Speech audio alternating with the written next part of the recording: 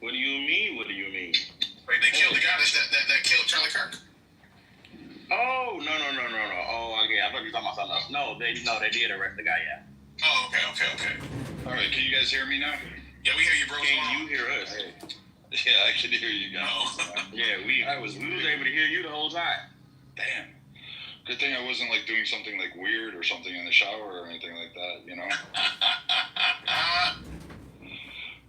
Shit, no wonder why things were looking weird on my end. I was like, what the hell is all this? But yeah, today I wanted to talk about free speech and the idea of it and all that stuff. But how is everybody doing today? I know it's a lot going on this week. I mean, we had there's a lot that happened yesterday. Aside from the manhunt of Charlie Kirk, Minneapolis went to a lockdown. That should be scary. HBCUs were in lockdowns because of threats. You had another school that had threats. You had another school shooting, I believe, or something in the parking lot. So there was a lot of craziness happening this week, and I think we need to kind of have a more civil discussion and a bigger deep dive on it. But I don't know, Thomas, it was pretty spicy yesterday. Montel, I haven't seen you in a while. Where were you hanging out all day? And me and my wife didn't stop going to facilities, bro. We don't go out. That's probably why you don't see us. Yeah. I'm seeing it in the hallway. I haven't had a chance to really dive deep into this, but you might have more information on this, Brad. That they caught the guy, and he's allegedly a Republican. And I don't know if y'all remember what I said yesterday. Wouldn't it be crazy, or day before yesterday? I said, wouldn't it be crazy if it was like a person like that was anti-Trump Republican type of dude that did it? But I'm not sure if he's a Republican or not. This is what I'm seeing in the hallway. Yeah, so it appears he's registered as an independent. He didn't like Charlie Kirk from some of this stuff because, like, you know, the internet. You are not safe in the internet. But he apparently did not like Trump, did not like Charlie Kirk, believed that fascism. He was registered as an independent. His parents, however, were Republican. So maybe that's where people are getting the constructs mixed. But so far, he was raised by Republicans, you know, normal town. I would say that he got more radicalized off the internet. I would say this is something that people are not willing to accept, that their kids, especially, you know, kids, cannot take a simple conversation, and they're more radicalized on the device in their hand rather than the actually just sitting down and having a discussion. But what I find ironic was Thomas and Montel and Marshall and whoever else on here, and I'm not making comparisons because none of them are on the same playing field. But what I find historically comparable is Charlie Kirk never espoused violence. He never said, hey, I want to shoot people, I want them dead. He never wished harm on anybody. He would talk about stats. Sometimes he didn't like them. Sometimes his stats were wrong. Sometimes he just said flat out bullshit. And other times he said truth. But what I find weird is people like Malcolm X. He said facts. He brought interpretations. Sometimes he said bullshit. Martin Luther King, same thing. You can even go to Jesus Christ. Like, all these people, just for speaking words, have been killed because of a fear of those words. And it's weird when I look through history of famous speakers and philosophers and people, and then I'm not putting Charlie Kirk in the same cabinet, but it seems that every time a peaceful approach is used to invoke an awakening, to evoke a change in heart, there's a violent reprisal. And it's always by those who are claiming the other is some sort of tyranny, some sort of contamination, some sort of infection onto the populace of the mind, and that they are saving the world. That's what each of these killers believes. It's just weird that we don't sit there and actually say, hey, hold on a moment. Why are we afraid of words? And what examples are we doing? And why are we allowing idiots like this to fester in the universe? But I don't know, Thomas. You were partially right. I'll give you that. I appreciate it. And here's the thing. I want people to know I still want his head cut off. This doesn't change anything. I still want his head cut off. Okay? I know they're going to be seeking the death penalty like they said. Yes, cut this nigga's head off. He's got to go. He's got to go. But to your point, Brad, about the radicalization, this is what I was talking about before. Remember, I was talking about the social media thing and parents having, control of what their children are looking at. Because you're right, especially in this day and age, we have the internet gives our children so much access to things, and without proper supervision, we see this type of radicalization. Because again, someone deciding to get a gun and kill somebody because they simply disagree with the rhetoric is something that should not be tolerated, number one. Number two, shows there's some type of mental instability, and that you're probably not fit to be with society, and you need to go, meet whoever it is that you decide that you want to pray to. You gotta go. That's freaking crazy. Montel or Tio, what are you guys? I was trying to catch on to what I was saying, just to speak on what I think. I don't think he deserved to die. No, I don't think he deserved to die over Riddick. But if somebody's gonna have a sympathy tier for someone that says the things that he said, no, because I don't even like anybody that spews hate and different things like that. I watch a lot of his stuff for the past couple of years, and different things happening, debates he does and stuff like that. So I'm not one of the people that have seen clips. I've been watching him for a minute. He was going through the cameras and stuff like that or whatever. Just some of the comments he said, it was just like, fuck no. But him deserve to die? No. But I don't believe in that. But I think that people need to get back to what Dave Chappelle he said in the stand-up show back in 2003. I think it was Kill Me Softly or something like that. Dave Chappelle, Kill Me Softly. Yeah, he said, he was like, one thing about white people I realized, they never talk about politics. He said, I was talking to the dude. He was like, so who you voting for? He said, bro, I'm trying to take about fucking my wife and you want to talk about politics. It's like, I think we need to get back to the time where people didn't talk about a lot of shit they talk about and started treating each other as normal people. Because today's like people are now, it's like something my homie had a conversation with. When people have a basic level conversation about something, everybody's good. When you get into detail and different things like that or whatever, then that's when shit starts to actually fucking get people who start arguing and different things like that. Because people have major disagreements and different things like that.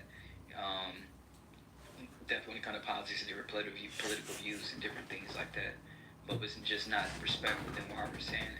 You feel me? Just two things. He said something about women. He said that if a woman is drunk and she gives consent before they have sex or while they have sex, she should not be able to take consent back. That's wild. Another one is Juneteenth shouldn't be a holiday. That's it. There's a lot of things he has said as I watch and stuff like that, but just those two things, just alone, it's like it's kind of fucking wild. Or when he was on stage, he called this Asian dude a chink. It's like I said, no one deserved to die with words and shit like that, but a person with that type of spirit can work on how That's one of the worst things about social media, and I say that respectfully, my good man. It's just that people will hear clips and not understand context. When Charlie Kirk was just talked about the whole consenting. What Charlie Kirk was talking about is retroactively saying I'm taking back consent once the deed is done. So if I go have sex with a group, right, and that day later the girl's like, you know what, I don't like how he's treating me afterwards, so I'm gonna retroactively retract my consent and say that he raped me. I agree. You should not be able to do that. Yeah. Okay. So then he's not talking about while a guy is having sex with her, and she says, "Oh, I don't want to have sex with you anymore." He's like, "No, I'm gonna keep doing it." everything you said, he's actually I didn't hear him say it together. I heard. I realized I'm not gonna say I was a Charlie Kirk fan or whatever. Somewhat. But I watch a lot of his stuff. I never Authoritarian and somewhat. I've been watching for the past couple of years. Not very happy about with Roman occupation. Debate. I also saw someplace. Yeah, I gotta see that because you sent it to me because I saw what I was talking. This was a couple years ago actually. So I'm not going to say that I can recite it verbatim, but I do not remember that section where he said if they're engaging in sex, and she says, hey, I don't want to do this anymore, for him to continue to force on her.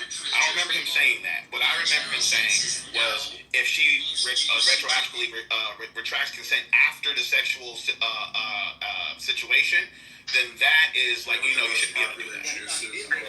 Like, I'm not saying he did say that. He did say that. Okay. Because he did say that. So your memory's not wrong. He did say that, but when they got deeper into the argument, every time he gets mad up, he goes deeper into a hole, and you just be like, if he said that was appalling. If he said that, I gotta see this. If he said that, that's appalling. I agree. Again, so that we could just hear, because I don't mind. I gotta find it. I gotta find it real quick. Because I know, like, I actually went and looked this up. So the guy's name was Chink. Like, I don't know how to say it otherwise. Like, it just is his name. Like, I mean, there are really? Yeah. Like, I've met some weird fucking names in my life. I was in the military, the Navy. There's some weird names out there, man. Some of you should think about your names on your kids. Like, you put them through trouble, especially in the military. Like, we are going to go after them. Like, I got nicknamed Alphabet for the longest fucking time. Like, we're just brutal on that shit. So, like, think about your kids when you're naming them, because their life choices are going to have direct consequences in relation just to their fucking name. So, but yeah, I believe that the guy's name was actually Chink. Like, that's literally, I don't know how it was spelled, but it was literally the guy's name. So he was addressing him by his name. So, I mean, I get your point in the vernacular and the slur, but if it's the guy's name, like, what did you want him to do? Sorry, I can't call you this. I have to call you, my Asian American. Like, I don't know. I feel a certain way. But again, if you have the clips and you have the evidence, we can go through and do a deep dive and listen to the context and kind of gauge what was there. If I mean, it's a misinterpretation. I should have saved it, because I was like, I'm pretty sure I don't hop in a room like this, whatever. Because I'm in New York right now for New York Fashion Week, so I'm in my hotel trying to charge my phone before I go to the next fashion show. So I was he talking to Chink Uger from the TYT? I think, wasn't that the one he was talking to? No, the only person, because I know like the TYT guy is Chink. Like, that's his name, Chink Uger. I'm not sure. I'm not sure. I gotta go back and look at it, bro. But to the whole thing about, like, yeah, it's messed up that the guy died for his opinions, regardless of, how you felt about his opinions. Like, and then, like, there's a lot of people online saying, F having sympathy for him, F having empathy for the guy. And my thing is, you don't have to have sympathy or empathy for the guy, but at the very least, you don't have to celebrate the guy dead. At the very least. Like, you can at least have an iota of human decency for human life, period. Regardless if you agree or disagree. Because pretty much, if that thing comes back around and gets pointed back at you, would you expect people to, would you be okay with people feeling the same way about you? Saying F you, F your sympathy, and just be celebrating who you do as you? So, what was your question? I knew it was something, but I know it was just a joke. Oh, no, pretty much like if the roles was the other way around with the people celebrating his death. Like, would you want people celebrating your death? I mean, to be honest, if you was an asshole or something like that, I think a lot of times people expect people to be like that. You gotta realize, think of a person that knows he's gonna get hit in the mouth and shit like that for talking shit to people. If I walk in a room, getting punched in the mouth and getting your ass beat is not the same. No, I'm saying is, if you know, but it's the same similar, because you never know what's gonna happen. You feel me? That's true. Because I'm just saying this, if I know I'm an asshole, I know I talk shit and shit like that, a lot of times I'm not going to say, no, I know I'm not going to get killed, but I'm going to get my ass kicked. You just never know what another person's going to do in general. So it's like, if you carry that type of spirit, it's the energy and different things like that. So if you talk like that and walk like that, more likely if you grew up in certain neighborhoods that people operate like that all the time, then it's like, there's a possibility that you're going to get your ass kicked or get shot. Freedom of speech is not freedom of consequence. I get what you're saying. With that being said, again, I don't agree with like what happened, but let me read what our dear good brother Dr. Umar Johnson said. He said he don't agree with it. Yeah, he says, while I did not agree with Mr. Kirk's rhetoric and considered him, this is the most pro-black nigga we got. Well, I did not agree with Mr. Kirk's rhetoric and considered him to be an anti-black bigot.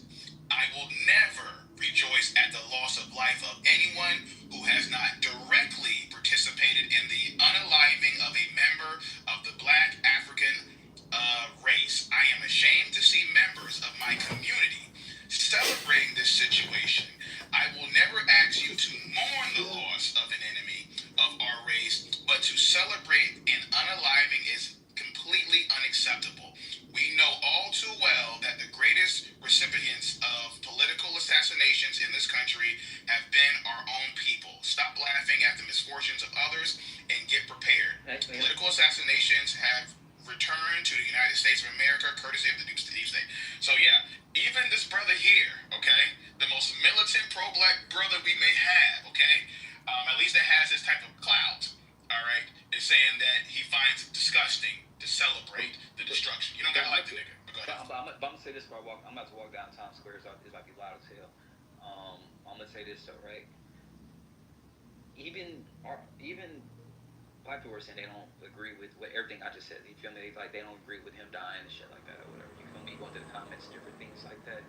I'm seeing more white liberals that's like, fuck yeah, yeah. It's like I'm seeing more of that. But you see social media on the other side saying black people are happy that he died. I'm like, what? It feels like when I'm at a job and me and this white dude working, we do the same goddamn job. Bitcoin hit another all-time high. Cue headlines, cue the panic buys.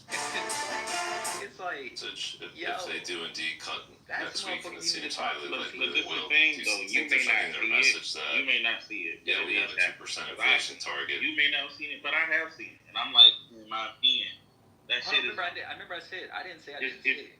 Okay, I but it's either way, it's uncalled for because like the whole point of the guy was like debate him on stuff that he prove him wrong. That was his thing. Prove him wrong.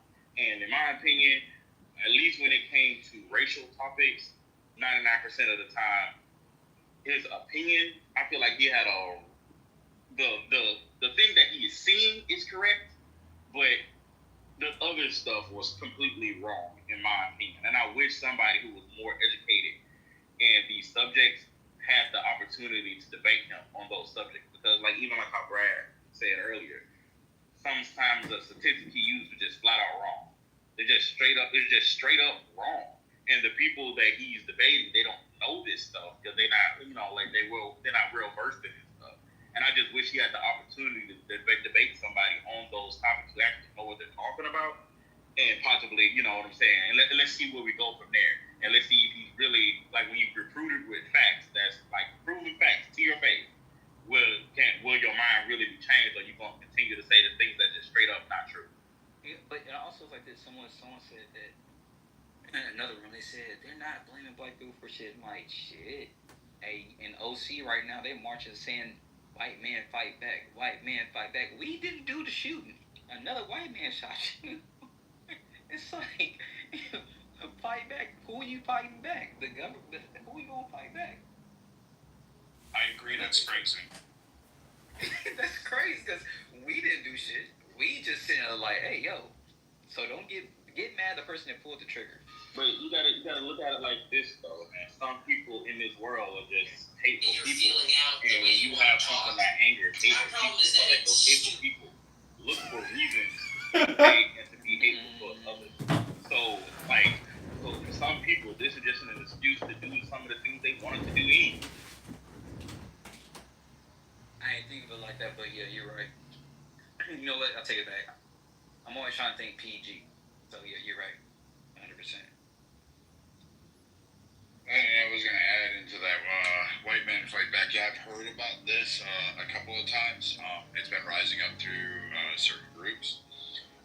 I'm not really behind any of that shit because I think it's like, I I'm going to be honest. I think it's retarded. But it was actually coming off of the backs of the girl that was stabbed in the subway. That's where it was kind of getting its forecast from, and the lack of the media coverage and people saying, "Who gives a shit? It's just a white girl." But yeah, other people were saying, "Well, but we're out in the streets protesting the minute a black person it would have been done this way." So they were saying it's time for white men to fight back, and that was the crux of that. Or I guess I would say the genesis, the start of that. Charlie Kirk just seemed to envelop that, and that's. Yeah, and I agree with the white girl and stuff like that, right? Because it's like that did happen and stuff like that. But with Charlie Kirk, it's like, who the fuck you fighting back? Because it ain't a black man that did it. It's like it feels like I'm back at a job or whatever. When, like I said before, I get crucified when I do the same thing the white dude did, and the white dude gets a pat in the back or just like, oh, just do this. I'm like the fuck. Let's blame the white dude that actually pulled the trigger, not the black dude that's saying, I don't give a fuck. So maybe many of you don't know this. So a few weeks ago, I was introduced to Telegram and introduced to a whole web, and I've been waiting to do a whole expose on this. And who knows? Maybe I'll get shot before I get to release this, or maybe I'll get shot while talking it. At this point, because that's how we do with it. When people want to talk about subjects that are sensitive to others, we're just going to shoot them from now on, or stab them, or do something. But Surrender. what And she's like, that never works. That's impractical. I'm like, that's how World War II ended. It was unconditional surrender. Or a white man talking, or a white man push. And I'm going to tell you, Fantasy. I'm like, when this event happened, I'm pretty sure Thomas and many others in the room heard me. I say that this should not be a race war. You need to stop it. It doesn't need to be racialized. It doesn't need to go through a racial lens.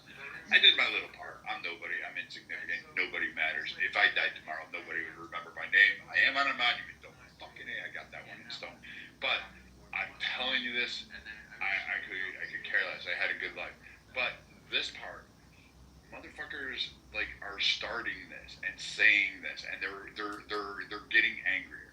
I'm not talking white supremacist, white Ku Klux Klan kind of thing. And these motherfuckers aren't going to Target to buy bed sheets and put little fucking crosses on them and buy tiki torches. These aren't those guys. And when you try to make them those guys, they're going to get even more vile. And you're going to end up looking stupid and proving wrong. And it's just constantly going down this track, because that's all the left really has, is to say that these guys are they're white supremacists for standing up for it. They're just tired of being condemned for everything that's wrong. These guys are just regular white kids, 25, 18 to 30. They're white kids. They're tired of being blamed. They're like, I wasn't even fucking a sperm cell in my daddy's nutsack when all of you had these problems, and now I have to answer for it. They're looking at the way that they're told. They went through, Robin DiAngelo's and many others, white guilt, and you need to be ashamed for being born white.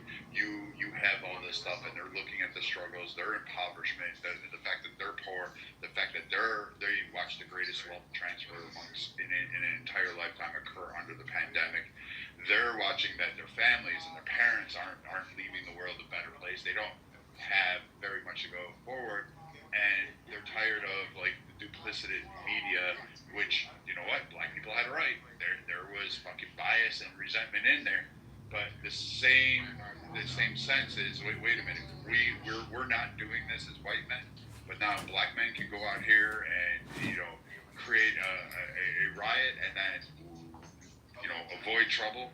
But if white men do it, it's a Klan rally. They're racist and all this. They're getting mad at the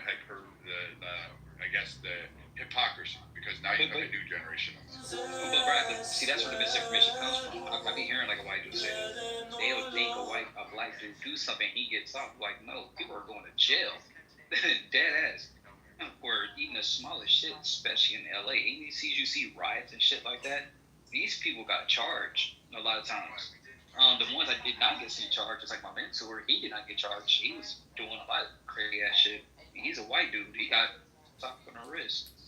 It's not just misinformation. It's also parenting when it comes to talking about race at a young child, at a young age. I think that even for this both sides, it's not just on white people. This is for black people and white people.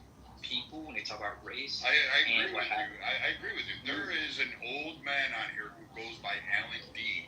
And this fucking crotchety fucking retard from fucking California, who is a conservative for a whopping total of 2 seconds, said yesterday that, you know, Trayvon deserved what he got because he was in the wrong fucking neighborhood. Like, I'm all with you. Like, let's go shoulder to shoulder and like let's start drop him in the volcano. Like, I'm good with that. Like, I don't need those guys. I really don't. I don't want them. And he'll hide behind a whole lot of like white people, and he'll blame black people. And he's like, black people caused this. And you all know who I'm talking about. This is the old man that takes 30 minutes to land one fucking point, and it could be the sky is blue. Thomas, don't laugh at me. You know it's true. No, Brad, I'm gonna say this. Right? That's y'all beef, man. I'm gonna say this before I walk out this hotel, right? It's a thing, right? When black people talk to their kids about race, they tell them how to be fear of white people and be fear of you might not get this job because you black operate like this. And white homes, I'm assuming, but a lot of times it's not being discussed at all. Everybody on stage, everybody in the audience, hope you're having a great day. Trace your own mindset on Kitover. whatever it is. So it's like, instead of saying it'll shed out a lot of darkness, and then it's your fault, saying this is where we came from and this is where we're going. It's not going nowhere. The conversation is always going to be there, no matter what. But trying to bury something and different things like this, like that, this is what we get today. And I think that's the problem. Can people from both sides just be like, yes, it happened. How can we fix this? If not, they just have an understanding of history. That's our history. And the thing is, the more some people want to bury it, to say it wasn't us. And I'm like, no one wants nothing from it at all. Just acknowledging it happened, and that's about it. No, I get that. Like, and we should acknowledge. Like, we should acknowledge a lot of things, like the various 5 land grants. We should acknowledge the fact that we were, as a nation, literally had a policy, like a national federal policy, and a lot of states, like California, trying to be all great. Like, you know that they pushed and got a legislation to ban all Orientals. Yes, they called them Orientals back then, but they had an anti-Asian exclusion, right? Like, we had turned Asian Americans or Japanese Americans or anyone we called, what was the term? Nibs or Zips, whatever they call them. Nibs from World War II. We rounded them up, took their land. This is the most egregious shit. Like, people talk about reparations on this shit. They took these Japanese people, put them in one of 4 camps, mind you. The one was really fucking bad. But, and then gave reparations to the tune of, like, I think it was like 10 to 20,000, depending on which camp you were in, and you had to prove you were in. George Takei from Star Trek was in one of them. He gave a whole big speech about this shit, and he was really pissed off just for even getting it from Ronald Reagan. They got like 20,000, but here's the thing: they never got their land back. So a lot of these guys were farmers. They were big time. They had land houses. They were all set up. They were like as American as you and I, and they lost absolutely everything. They lost their wealth, their assets. They were just, the government took it and they never gave it back. And like, yeah, I was floored by this, that people didn't realize, like, oh, they got reparations, yeah, but what was taken from them was so fucking worth more. Imagine you had land in California, like today, like fuck no. You know there's all those vineyards. You know that racist fucking cracker, Alan Dean, that motherfucker is probably resting on some Japanese land who had a farm there, and now he's crying about black people. Like, you know that shit happened, and we're debate is not standing black people have patents, writings, music, instruments, lettered words, songs, artwork. It's literally in museums. I'm pissed off at the fact that everyone's mad at Trump and the Smithsonian, for which they debunked this one, but basically the Smithsonian taking down certain black art or museums doing this. I do not understand why people are mad at the museum taking it down when you're not mad at saying, hey, give that fucking piece of art back to that family. That was stolen. You know how many pieces? There's so many of those. Most of them were bought on the black market. I'll give the museums that. They're really great at that. But there is a significant portion of Black American history art that is stolen, literally from black people. Like, nobody wants to argue that. It's weird that we don't talk about it, and I agree with you. We should talk at great lengths about these. I think people do talk about that. But to that point, is this just about Charlie Kirk's legacy or about like marginalized folks? You can be about pretty much where you're at. We're staying around the Charlie Kirk thing, but I'm going to wander in and out because there's other topics I want to bring into this and other facets, because I'm really pissed off that Annapolis had to go into lockdown yesterday. There was a shooting at Annapolis, Maryland. For those of you who don't know, the greatest officers in any branch of the service are born there. Those are the United States Naval officers. They are the only ones that matter. They have the men's division of all the military forces. So let's keep that in mind. We want to really protect those boys and girls. So make sure you're aware of that. But go ahead. Yes, they love the semen. They were part of this whole operation. And he said, I don't know about that, but the planes left from Qatar, fueled up in Qatar, landed in Qatar, came back to Qatar, and then left from Qatar. But didn't that disprove What what I said? But you said he's a whore. color. Hey, but hey, but I was saying with like Brad, like I totally agree. Like, I don't think Israel needs to wait for the green light. I don't know. I just like the more people try to bury stuff under the rug. And we know this. It's like a marriage, right? What happens in a marriage if y'all don't talk about it? I don't recall. I don't think so. Y'all end up getting divorced.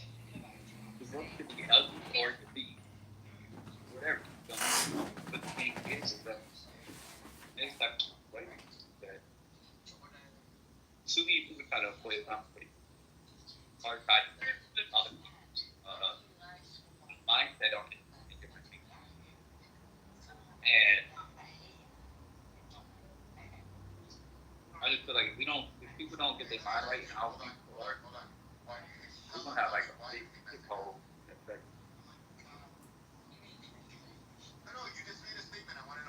I'm kind of cutting in and out, but Hikima, Thenti, the better American, you can feel free to chime in. Anybody can come up on stage.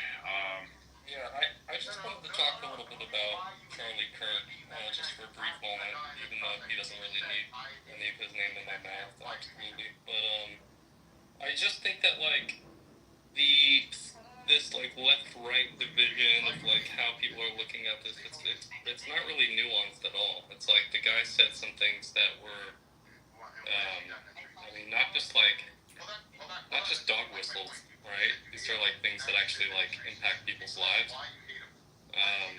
You know, basically saying this is like going back to like the white eugenics and like the supreme kind of shit.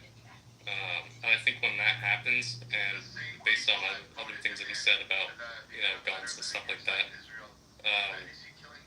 like a lot of people are like, yeah, good, you know, dude got what he deserved. Like I'm hearing that throughout, like, you know, where I am politically. And then I'm also seeing like, dude, this is just a person, and there was like a 4-year-old who got shot 560 times, and no one's talking about that, you know. So I think that this whole like thing around like him being like a white dude, it's just like obviously there would be not the same weight. It doesn't hold the same weight as the George Floyd. He does not hold the same weight as the Martin Luther King. But what he did do is he did challenge people on issues that were, you know, inflammatory.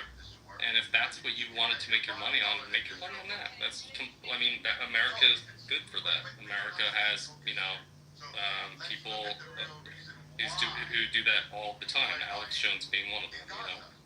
But to sit there and like create not just like tears in society about actual race, like just like race wars and identity politics, and like really going into like these like real things about like, oh, well, you must be this X because you believe in Y. And that's what we've been doing. And people like that have been, are Charlie Kirk. Like, Charlie Kirk is that person. Charlie Kirk has done those things. I think his legacy will go down for him being an anti-black. And here's the thing, is like, you know, people are like, well, point out his racism. Well, he's just always talked about how black people need to, like, essentially pull themselves up by their bootstrap. And with that kind of, like, with that verbiage and with that person, it's easy to understand how that person thinks if they're coming from a mindset of debating another person, whether they're white, black, Asian, Latino, you know, Puerto Rican, whatever, about the simple thing of like, well, black people's brains are smaller and less developed, and it's just like when you go to that. Charlie Kirk never said that about. I don't remember him saying that at all. I was gonna wait till he's finished, but I never said that. I don't remember him saying that at all. Charlie Kirk goes into a thing about eugenics and about basically. Can you? Well, I can pull it up because I have his entire thing here. You said Charlie Kirk on eugenics. Do you have the date or? I'm literally just speaking, but I could pull it up. Yeah. Okay. Because one of the things too is I've always. I don't mean to cut you off, brother. I just for example, as a black African man here, well, I'm not from my ancestors probably were from Africa, but I'm from America, African American, I should say. I have told niggas to get their shit together constantly. Pull yourself up by your bootstraps. Nobody's gonna fucking save you. Again, this is not the type of world we live in. There's a lot of broke, fucked up white folks out here. Every time I drive to go get me something to eat in Portland, there's white folks on the fucking street starving. Okay? You know, I'm pretty sure Charlie Kirk felt like these niggas need to get their shit together too. Okay? But again, it's just like when we throw this whole aspect of racism because he says something that makes black people cringe. Like, that's not racism, man. No, you're right. It is not racism, but he's also not pointing out those white people in Portland, right? He doesn't have to. He doesn't have to, though. That still doesn't make it racist. When I'm talking about like a certain, if I'm talking about, I'll let you rock. When I'm talking about a certain community, and that's where the crux of my argument is, I don't need to bring other communities into the conversation. Okay? I can have that conversation without doing that. Just because if I'm getting on white folks' case and saying, oh, well, Asian people do it too, or black people do it too, or vice versa. Again, I say this, I'm going to let you rock. I just find that whole argument disingenuous, but go ahead. I mean, the argument isn't disingenuous. He basically talks about black people as if they're less than. Let's be honest here. There's a terrorist standing. And do you also believe that it becomes a problem when you're a terrorist, you don't wear a uniform, and you declare yourself to be an army and a resistance fighter, and you're hiding within civilians in the same clothing that they're wearing? Don't you think that people should take some type of responsibility of their actions and say, hey, let's actually protect the people. Let's do what BB's doing. Let's protect the people of the country that we're living in. Hey, BB, can you put me in the queue? This is Joe. Sorry, John, go ahead. Hi, if you could put me in the queue, I just want to read from the Tanya for 60 seconds, if you could, whenever you're ready. But I'd like to just reset the room by doing 60 seconds of Tanya whenever you're ready. Go ahead.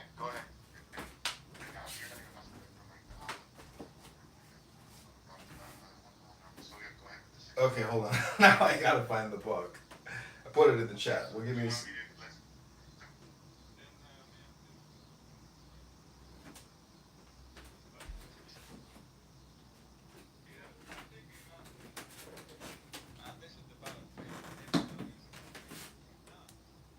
Okay, gotcha. Let me go. Who was this? I know it was I'm just going to say, speak. Yeah, I know Cypher and Reverend. For those of you that don't know Mr. Charles, I'm going to have you go next. But if you don't know this man, Charles, I have been on Clubhouse for 5 years. And there have been a lot of people that preach Bible, preach God, preach all their religions and all of this stuff. I have met maybe, I can count on my hand, 5 people off of this app that actually practice it, say the same thing over and over again, and validate and back it up. Even when I have gone toe-to-toe in screaming matches against them. If you don't know who they are, I'm going to introduce you to one. His name is Charles right here. This man speaks it, walks it, lives it, drinks it, eats it, and does everything else, builds with it. and he does not change his rhetoric. He never moves from his stance. He's said the same thing for 5 years. He's never wavered, and even in the most difficult circumstances, even the most contentious conversations, he'll either say, I don't know, I don't have an answer, I'll have to contemplate on that, I'll have to research that. He does not give you false hope and does a lot of crap. Even though him and I vastly can disagree on many topics. But please, Reverend Charles, go ahead. Charles, take it away, and the rest of you should click on him and follow him and listen to some of the words he says, because the world would be a better place if he did. Well, thank you so much, Brother Brad. I wasn't expecting that introduction. We have to be fair to Mr. Kirk, and there's a lot of unfairness going on towards Mr. Kirk, and I vehemently disagree with Mr. Kirk's politics and talking points. But to say that he's racist, well, we don't know Mr. Kirk, so we can't say whether he's racist or not. That's not fair. He may not be a racist, but he has said some things that I believe are racist things. And I can give you just a couple of them. But we can't judge his heart and then say he is this when we don't know the man. And there were a lot of people that love this man. So we have to be careful in speaking about the death of this man. Same thing happened when, the Nation of Islam in the 60s hated black people. But when John F. Kennedy was assassinated, Malcolm X made some unfortunate comments. They had a lot of truth to them, but they were unfortunate comments because the nation loved this man. You have to be sensitive to people who are in mourning. We cannot lose our humanity in the name of our ideology. And I've seen some horrible things that people have said about Mr. Kirk. The worst thing, it almost made me cry, but the worst thing I heard somebody say was they put up a picture, and Lord, I hope this person loves me. Okay, I got the Tanya ready. For the first time in our life, we can actually seriously die for our opinion. Yes, which is very problematic. Yeah, so it's got to the point where it matters what you think, because someone will kill you for it. And if you're presented in the media or good light as an enemy of someone just because of what you think or your opinion, you can literally lose your life. And that means against powerhouses where, you know what I mean? For example, if you're a boxer and you're in a bout and this person is very heavy, so you're fighting a heavyweight and you're a featherweight, it truly matters what comes out of your mouth, because they'll whoop you harder. And I guess in this boxing match, Israel is the heavyweight, and Qatar is the featherweight at the moment, because, Qatar tried to mind their business, but they're catching strays right now, because, Qatar's... Okay, yeah, but at the same time, listen, so if we're going to do your analogy about a boxing match, and obviously you'd have to sign up to that boxing match to be involved in a boxing match with a heavyweight and you're a featherweight, don't you think you should take some type of responsibility and realize you're about to get into a fight with a heavyweight, that you're probably going to get your fucking nose broke or lose a couple of teeth? Don't you think that there should be an evaluation that should be done first? Calling Qatar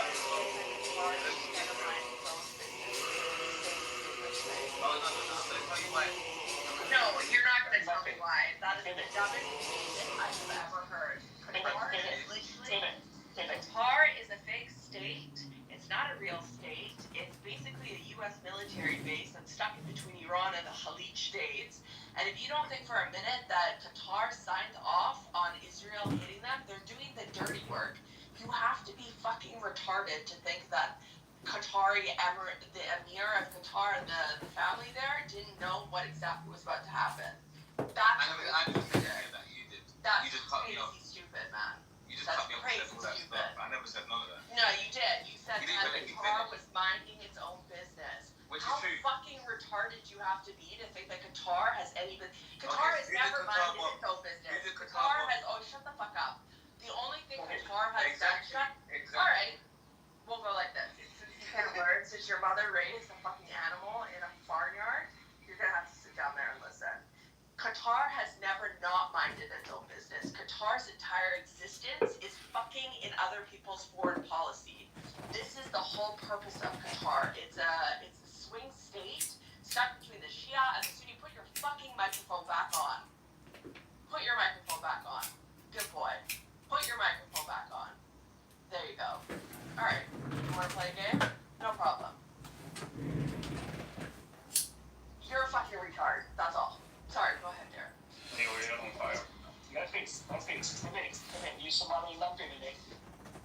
Okay, I'm ready to read the Tanya and help give you that hard light reset you're all looking for. My God, the shit that you hear on this app is insane. Alright, everybody. This is called the Prophet of Sadness, the 26th entry of the Tanya. It says, in every sadness there will be profit. What is the profit in sadness? A broken heart shatters the self and the glittering shell of selfishness that seems to separate you from God. A broken spirit, a broken heart, you will not despise. When your heart is broken over the suffering you have caused, your sense of otherness is shattered, and you can no longer ignore the suffering of others, and you are able to hear joy and gladness. Just as you recite a blessing for good fortune, so you must recite a blessing for misfortune. Why? Because your suffering attunes you to the suffering of others, and being so attuned breaks your heart, allowing the light of God to pierce the iron ball of isolated self. Hence it is written, the Most High abides in secrecy. This is the commentary. The way of awe through Torah is not for everyone, nor is the way of mitzvot, spiritual practice. So the Alter Rebbe offers yet another path, the way of the broken heart. The heart conditioned by the isolation of the Sitra Achra, the other side of God that denies your connection with God, is encased in Keli Panogah, the glittering shell of selfishness. Such a heart is hard yet also brittle. It loves what it loves for its own ends, and because it loves this way, it often causes needless suffering that ultimately destroys what it loves. When love is lost, there is heartbreak, a moment of sadness so sharp as to crack the shell of selfishness. When the shell is cracked, you experience the suffering of others, and because you experience the suffering of others, you connect with them. This connection is the voice of joy and gladness. Hence, even a moment of great sadness can be a moment of greater transformation. For in that sadness and self recognizes its interconnection with the other. In this way, God realization, Da'at Devakut, is the secret profit in even the most terrible suffering.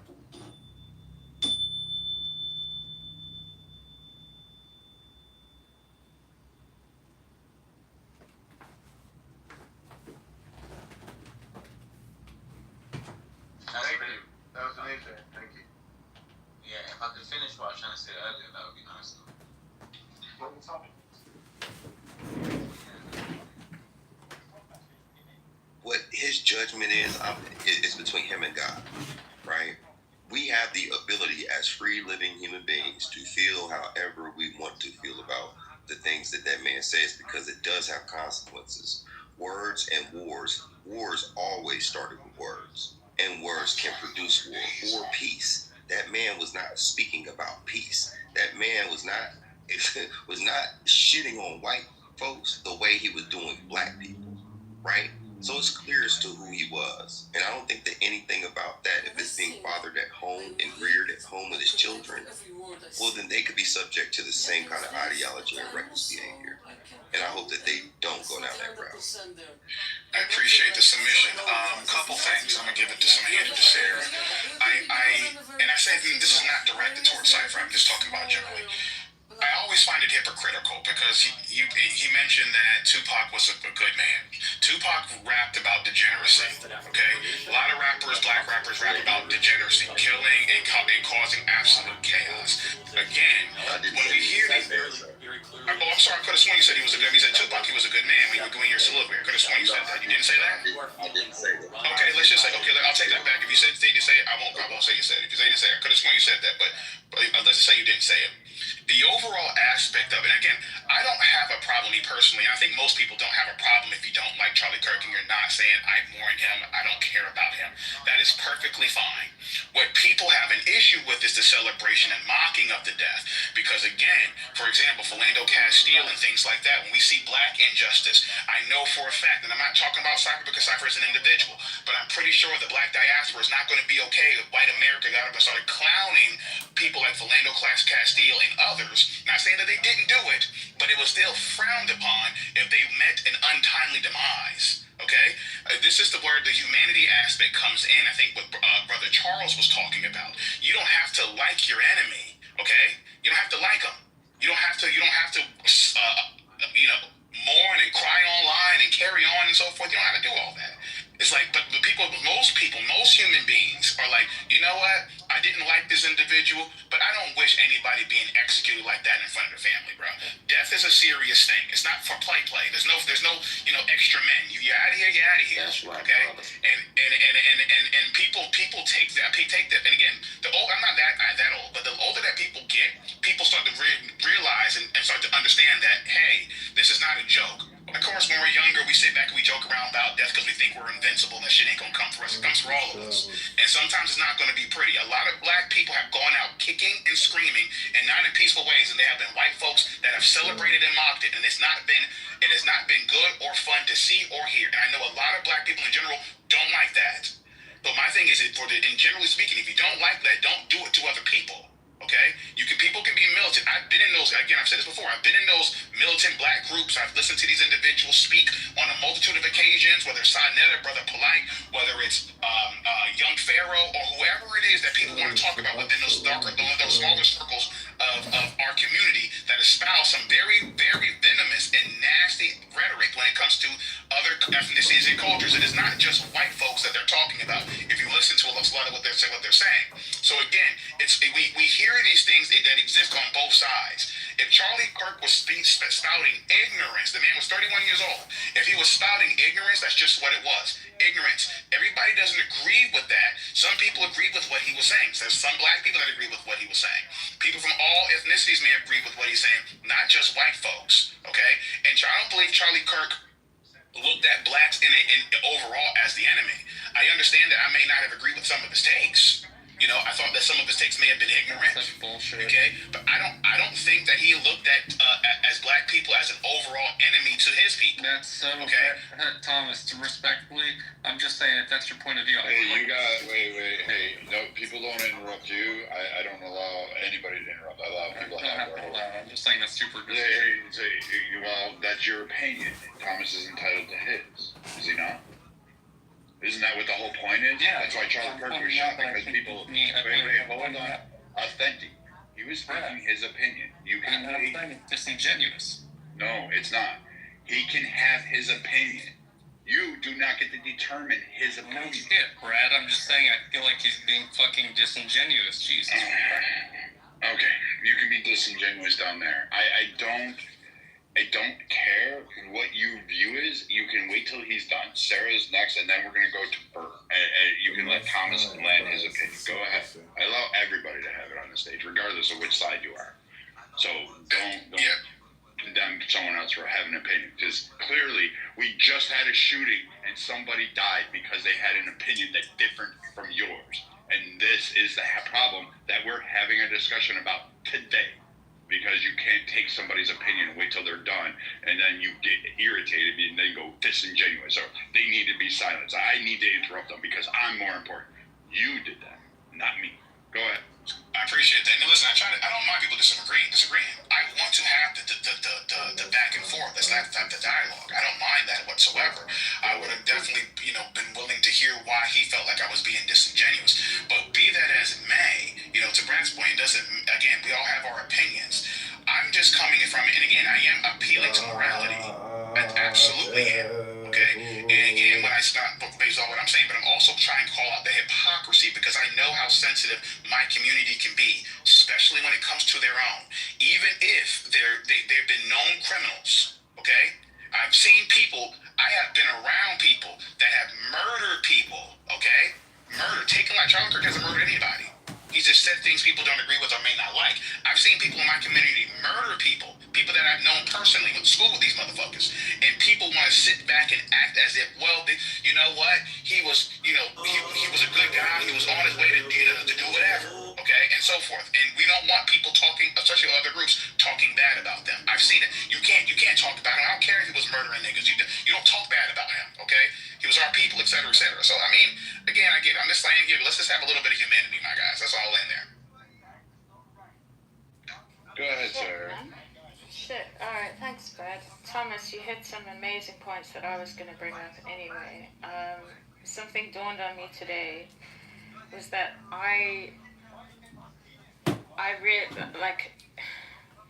so first of all, the people who were celebrating Charlie's death, it was a disgusting display of kind of a very childish viewpoint of debate and very authoritarian, and anybody who thinks that he deserved to die because of his opinions, I think they're quite small-minded, and yeah, you can think that, Cypher, whatever, I don't care what you think. That's the whole point of being a human being, is you have to hold your own and defend your opinion without silencing the other person. And in terms of the race war that's going on in the US, and it is spilling over in the UK, it's funny, because it dawned on me today that in the last few months, there have been murders on either side. But what was remarkable to me today, which really gave me hope, was that this killer who killed Charlie Kirk, his father brought him in. But you know that college kid who got stabbed on campus, the one who was a twin? There was a GoFundMe, everybody on the black side were like, nah, fuck him, it was self-defense, even though there was nothing to suggest it was.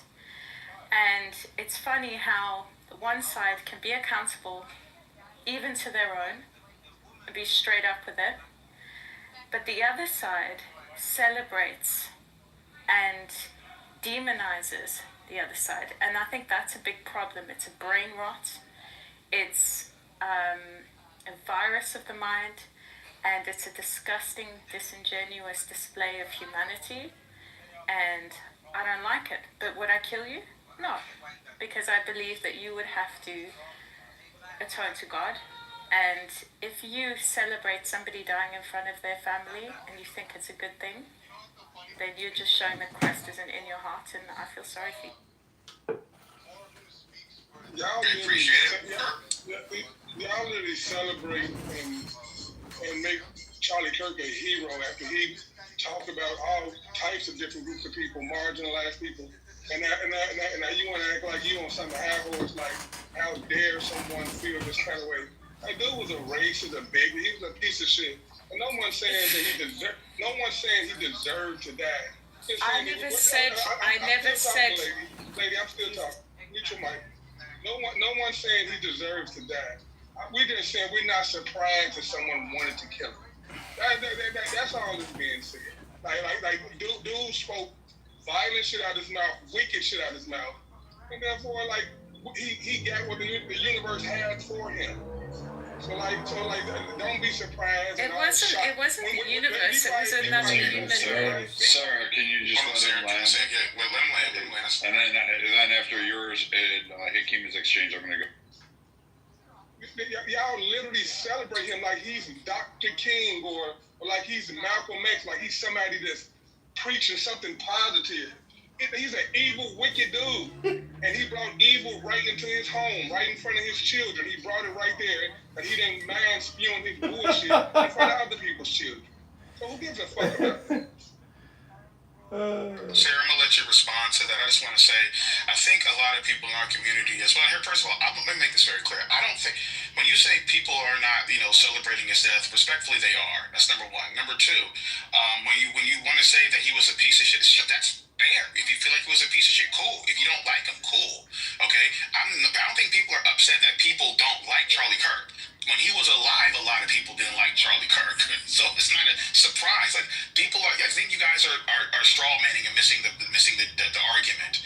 What I'm saying, let me bring KK up here. She's got to come up here. What I'm saying is that celebrating someone's demise, especially in as heinous as it was, is probably not very up and up to do. And let's just say, and I'll lay in here, let Sarah jump in. If I remember correctly, we did the same thing to George Floyd. A lot of us tried to memorialize him. We put, like, someone bought I think it was what's the boxer's name? That bought him a gold casket, and we got murals and everything of this dude. And if allegedly he was a criminal, Okay? So again, holding people out, regardless. My point is that let's not act as if we're surprised that there are people that are, wanting to memorialize Charlie Kirk for being, quote unquote, taken too soon, just like the black community did when George Floyd was taken from us too soon. Let's not act as if we're surprised by this, like you were eloquently saying. We need to be honest about the situation. You don't have to like him. You don't have to, feel bad that he died. Celebrating is the issue, and people are celebrating. Go ahead, Sid. No, thanks for that. That's what I was going to say. People are celebrating. Can't gaslight me and say that isn't happening. And I wasn't referring to you. So thanks for bringing your ego. Go ahead, Bert. Yeah, let's go to Bert, because Bert's been patiently waiting. Yeah, I appreciate that. Can I go last, guys? Interest. We got you, Cypher. Didn't Cypher go already? It's okay to get back in the queue. You can get back in the queue. It's all good. Alright, cool. Anyways, my comments are not about personality of Kirk any more than my comments could be about the personality of Malcolm X. And what I'm going to bring out here is one simple thing. He was a person who inspired a lot of people in positive ways. Just like he would say Malcolm X has inspired people in many positive ways. Doesn't mean I agree with everything either of those gentlemen preached. But I will say, just particularly two people on the panel here are espousing things in a way that is exactly what he preached against. And exactly what even I would say Martin Luther King would have preached against. Malcolm X to some extent. Okay, this is health and The point of being able to say, hey, I have a different view without being called a racist, a bigot, a Nazi, a fascist, etc., as he has been called for years, and even in the past week, heard it ramped up even. Van Jones and other TV personalities and such, I'm such a racist because he said this and this, except he didn't say that. And he even had if you go back and look at the last podcast he did, where he even addressed it and took it apart, he goes, okay, he said I said this, now let's look at what I actually said. No, that's not what I said. And that's what I hear a lot of going on here. No, he was not a racist. Not at all. He did not believe in the inferiority or superiority of any race. He did not believe in treating any individual better or worse because of their race. He did not believe in anything that would have been interpreted in the sense of being putting anyone down. What he did do was question a lot of things. He questioned puberty blockers for kids and surgeries. He questioned DEI movements and their effectiveness. He questioned a lot of political corruption as he saw it. And he said things that pissed a lot of people off, but he did not do it for clickbait. He did not do it just to make people mad and get a engagement. He's 100% sincere. And he is also a man of faith. And I would hope that some people would, and Charles, actually, thank you, even though I understand your criticisms of him go deep, that you did give him honor in that sense, I think. His faith, my cousin's son, who's about in his 30s, came to faith through Charlie Kirk and got baptized. My son, occasionally will say, I saw this TikTok. And he thought he had a good argument. My son, by the way, is by adoption, and from a mother who was in crisis pregnancy and chose to not have an abortion. And he knows that. And he appreciates when someone stands up for the right to life and for the unborn. And when people, it's a free country. I can actually compare him to Martin Luther King. In a way, he was a person who stood up, who wanted to make his country better, who fought against the powers that be, who inspired many people to want to do better. I want to do better. And that's, I think a legacy, when you say, he will be forgotten, he will have a legacy. Sorry, bro. His legacy is going to rock your world. Yeah. Things are just getting started. Hey, Brad, can I say something real quick? And, hold on. Bert, did you land? and I'm just going to say, yeah, it's not by any means over. The dialogue's not over. The thing that I've done after reading hundreds of social media posts, listening to conversations like this, is start to invite people into dialogue in real life, not Clubhouse. And that is going to make, I think, a bigger difference. I'm purposely committing to strengthening my relationships with people who have different views and come together and talk about them. And that is definitely, thank you, Charlie Kirk's legacy. Thank you. Bright sun of the blinds of the rest of Jewish history, because it's such a massive event. But if you go past the Holocaust and go before, like 250,000 Jews were killed in the pogroms and the repeal of the settlement. No, probably not. In 25 years, 250,000 Jews were killed. It's our entire history. This has been going on, and I don't think it's fair to gaslight Jews and say that. Do you think it's a perceived threat? It's very much a real threat. That's like holding a gun to someone's There is a real head. threat. You know what I Imagine think? holding a gun to someone's head, and you're threatening to kill them, and when they react, you say, hey, come on, what's wrong with you? No. What a question. I'm not gonna lie, yeah. I kind of feel like it's not being funny, yeah, but or not biblical. Honestly. Yeah, no biblical. And where's God involved here? I don't think there is. I think that God is. I don't know. There's this. So you're suggesting that God inspired Hitler, and then his Muslim foot soldiers from Bosnia and Turkey and from Egypt, right? Is that what you're saying? No, I'm just kind of going off the fact that if you call it something a biblical war, God tends to be involved somewhere. Hello, moderators. This is John. I'd like to be put in the queue for 60 seconds. Thank you. It wasn't needed, bro. You could have just spoke.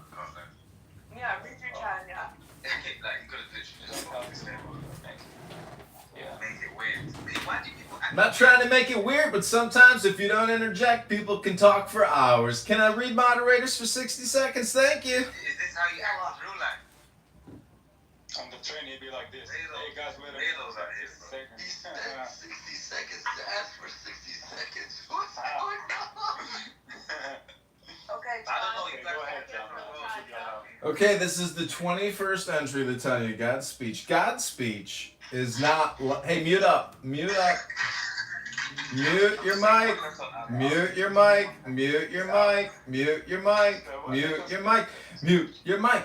Mute your mic. Okay, here we go. This is called God's speech number 21. God's speech is not like your speech.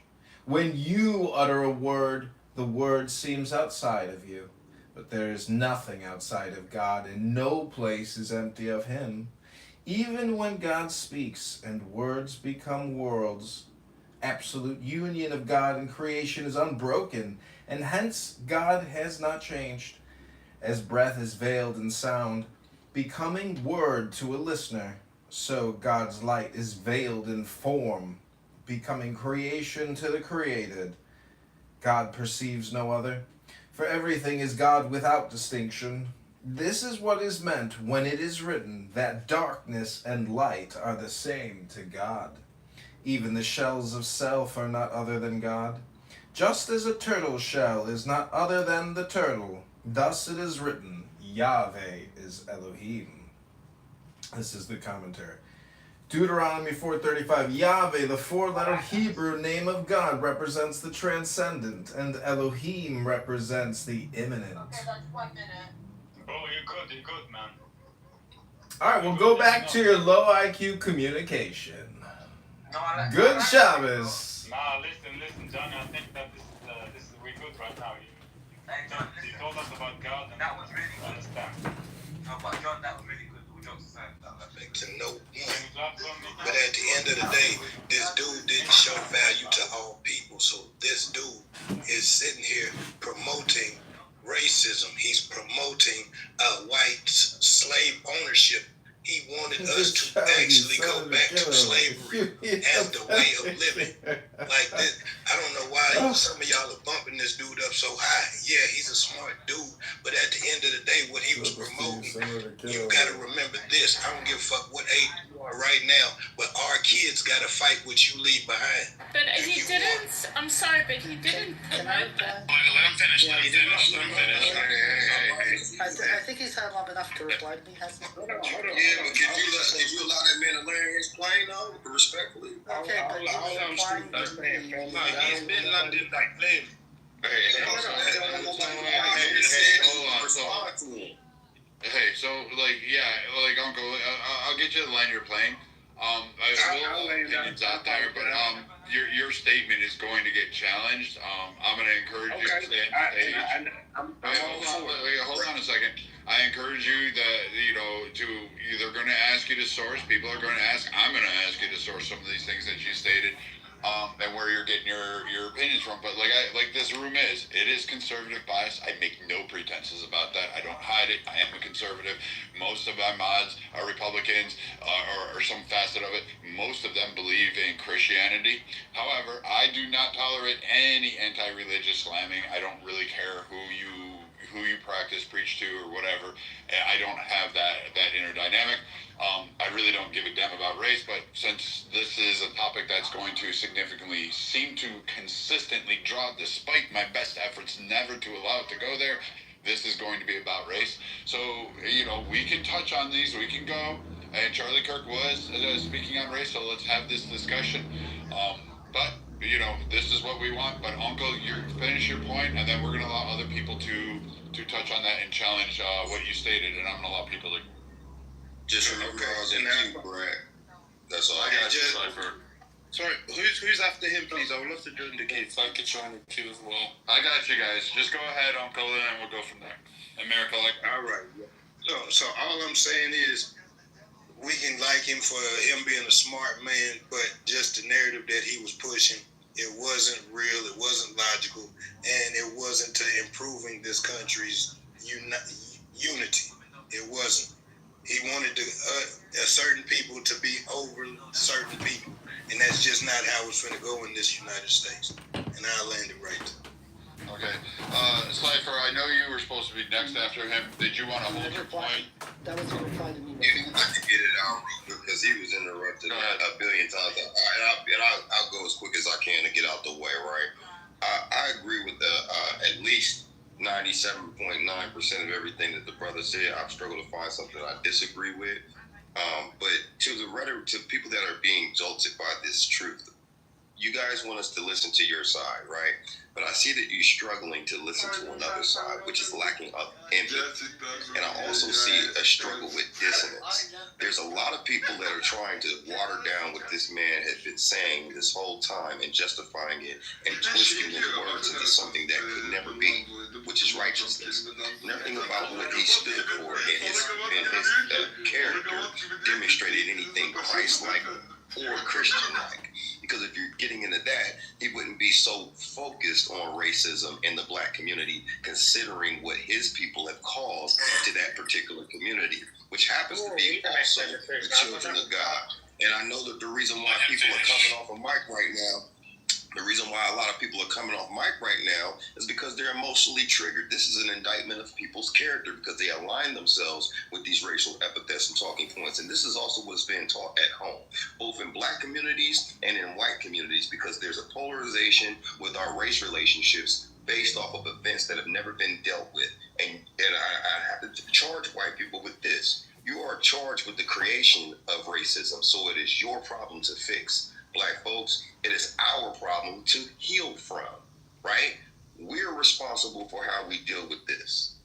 They are responsible for how they correct it. And it will be corrected by their children, who will grow up in a world with access to information that will judge even their parents. And most of them will be despised of them, and they'll be able to breed them out of existence, because that mindset also hurts other whites. That mindset hurts the planet in itself. It holds humanity back from growth. What black folks also tend to do, though, is that sometimes we get into this victim mentality, right? As if we don't have the ability to bear arms and fight back, as if we don't have the ability to teach our children better, as if we're waiting on somebody that doesn't want us to get up on our feet to help us out, right? So there is some bootstrapping that man was talking about that I do agree with, but from the position that he was speaking of, it was haughty, right? It was definitely deprecating, and none of it was a solution for ourselves. And a lot of it was hypocrisy, because when he talked about the black fatherlessness, all you have to do is look at the CDC reports that black fathers are one of the best fathers in the world, right?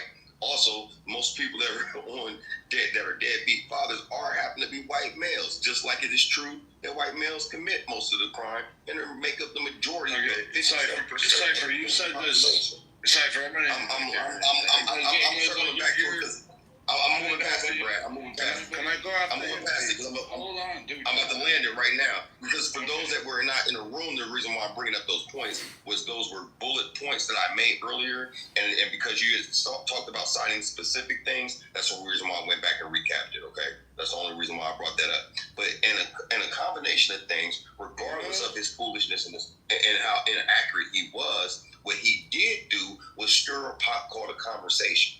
Those conversations can either go either way. It could create situations like what we saw the other day where people get hurt and injured and killed, which God forbid we don't want to see any more of that, regardless of how we feel about him, right? But then also what it could do is create conversations that lead to solutions that bring us together. Can you round so I'm landing right here. I'm landing right here, and I'd have been landed if I wasn't interrupted, but I'm landing right here, and I haven't even been talking 2 minutes. Yeah, I haven't even been talking 2 minutes. But I like to land right here. I like to land it right here. Because you're not a mod. Whoever's talking right now is not a mod. It's not Brad. And Brad is allowing me to have this little bit of a moment, and I appreciate that. And I said I would make it quick so others can get out the way and get what they want off their chest. Only thing I like to do is the same respect, right? So despite all of these things, right?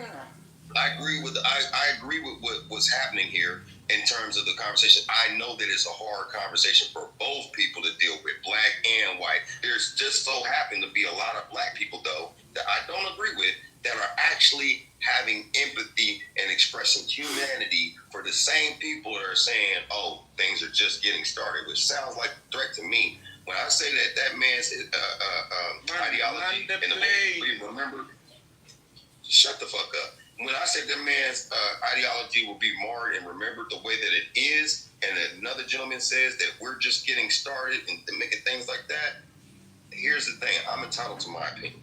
You're entitled to yours. What we should not do is create and say things that could lead to more bloodshed. If you're really not about that kind of action, let's not speak those things into existence. I'll land.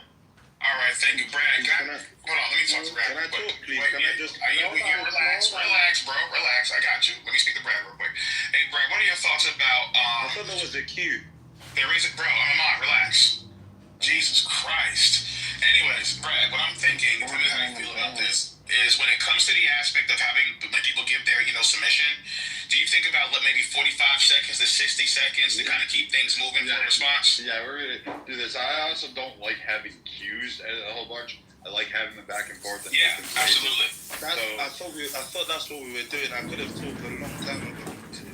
Well, yeah, I was making sure some people were getting through. But Mark, we'll go to you, dude. Like, chill. Miracle. I listen to everybody. Like, trust me. I've been in Clubhouse. We've done this dance before. I've listened to everybody. But yeah, we'll after Miracle, we'll give it a little bit of a popcorn thing and allow people to interject and go through. Because I've read the comments. The last two speakers have said a lot of things that a lot of people are just like, when's the pushback? When can I go at this? So we're gonna allow it. So here we go. Yeah, that's why I wanted to do it 30 seconds. 1 second. That's why I wanted to do the 30-second thing, because I want to give people a chance to push back, because I know a lot of people want to push back on some people's submissions, and I just so won't be like someone's giving their own submission and it's a response to that submission. Let's kind of keep it about 45 to 60 seconds, guys, when you're making your response, okay? But you guys got it. Go ahead, Amir. Can you explain thank you very much for giving me this platform. Very quickly, the black community, this is their problem. This is the biggest problem in the black community. Accountability. You see that word? You see that word accountability? You see that word accountability? Accountability is such a strong word, because accountability holds you responsible for your own self and also improves your self-development. If you can't hold yourself accountable, and if you can't let others hold you accountable, then you're just going to be a broken society. Charlie Kirk, everything he said about the black community was 100% right. Do you know why they call him racist? They call him racist because he's a white man. It's like when a mother is told by another mother that her kid is not doing good things. A mother doesn't want to hear that from another mother. She doesn't. It's not going to sound right. She's going to get defensive, obviously. So when you tell them, hey, you guys need to fix up. Hey, you guys are committing most of the murders. Hey, you guys are getting killed by cops mostly because you're committing most of the crimes. It is a fact. The stats prove this. Don't get emotional. Try and change. That's the things you need to do for self-improvement. And I've said it on other rooms, and I've said it in other social media platforms. After Charlie Kirk's death, it breaks my heart to say this, because I live in America as a black person, even though I'm an African, but they see me as a black person. It breaks my heart to say this. Black people in today's America are the most racist and the most hateful group you can ever meet. Because the fact that people are finding an excuse for this man to be kept saying he's a racist, a man of 31-year-old that just lost his wife, had 2 infant kids. The fact that you're justifying that because you didn't agree with him, because he was telling you the truth and you got emotional. Shame on the whole black community. Shame on them. And if they cannot find self-improvement, only God can help them. Only God can help them. Because you can't tell me anything about systematic racism when Africans and other immigrants are coming from other countries with $0 and they're becoming successful in your own country that you've lived in and you have government benefits. Hold on, bro. Hold on. Okay, yeah, gotcha. No, I already know people will come on, but yeah, I got you. No, we're going to let a couple other people go ahead of you. So there's other people that have been waiting. I know people want to respond to it. I want to come back to that one. Yeah, absolutely. I want to give people 45 to 60 seconds to respond to him. Please do not make it too long. Okay, respond to him, because I know that's something that's going to be individuals. Okay, so people that want to respond got 45 seconds. Go ahead. Nobody wants to respond to it? Okay. I do. I want to go. Okay. Let me know when I can speak. Absolutely. Okay, go 30 seconds. Wait. Sorry, Anson. Hold on. And please do not mention anything about me not being American to diminish the debate. That's such a lazy argument. You're just anti-black. It doesn't matter, American or not. Can you let Because I'm telling you the truth. Hey. So I'm gonna let Captain Anson go, so he can go ahead and give his part. He was the first. Maybe his voice is there, and then we'll move on to the others that jumped in and said they wanted to go. Go ahead. I've been listening for about an hour. I came into the room to try to find a path forward, to find some form of consensus that what's going on is so wrong on both sides of the aisle. And I have not heard a single thing that promotes that approach, which is so typical of our country today. I'm ashamed of it, I despise over it, and it's the worst that I've ever seen in my 83 years. And it's a crying shame that we can't have constructive conversations about the path forward rather than all the crap I've been hearing from both sides in this room today. Thank you. 45 seconds. All right, brother. And to everybody on here, first and foremost, the first thing I sat here and said was, we hate to have anybody lose a life. Anybody. That was what I said ever sitting there trying to sit here and say I'm trying to blame or anything like that. No, I'm not. I want you to understand something. Every man is in control of his own life, but depending on how we were raised is going to determine how we grow up and how we deliver our message. Now, he just happened to be a person who was sitting there delivering a message of white superiority, whether you want to look at it as any other way or not. He just said it in a smarter ass way to say it. Everything in life evolves, and that includes racism and segregation as well. It was a time that he just sat here and said if he had to see a black pilot, he would question does that black pilot got his credentials, but he wouldn't say shit to the white one. You see what I'm saying? It's like it's still a form of promoting racism. And that's not what he said. And black folks can never be racist. We can be prejudiced as fuck. Yes, you can be racist. Yes, you can be racist. Let me break it down. Let him land. Let me break it down. Got a couple seconds. Let him land. Okay, thank you, sir. So, when you talk about racist means a governing body hates somebody for a particular reason.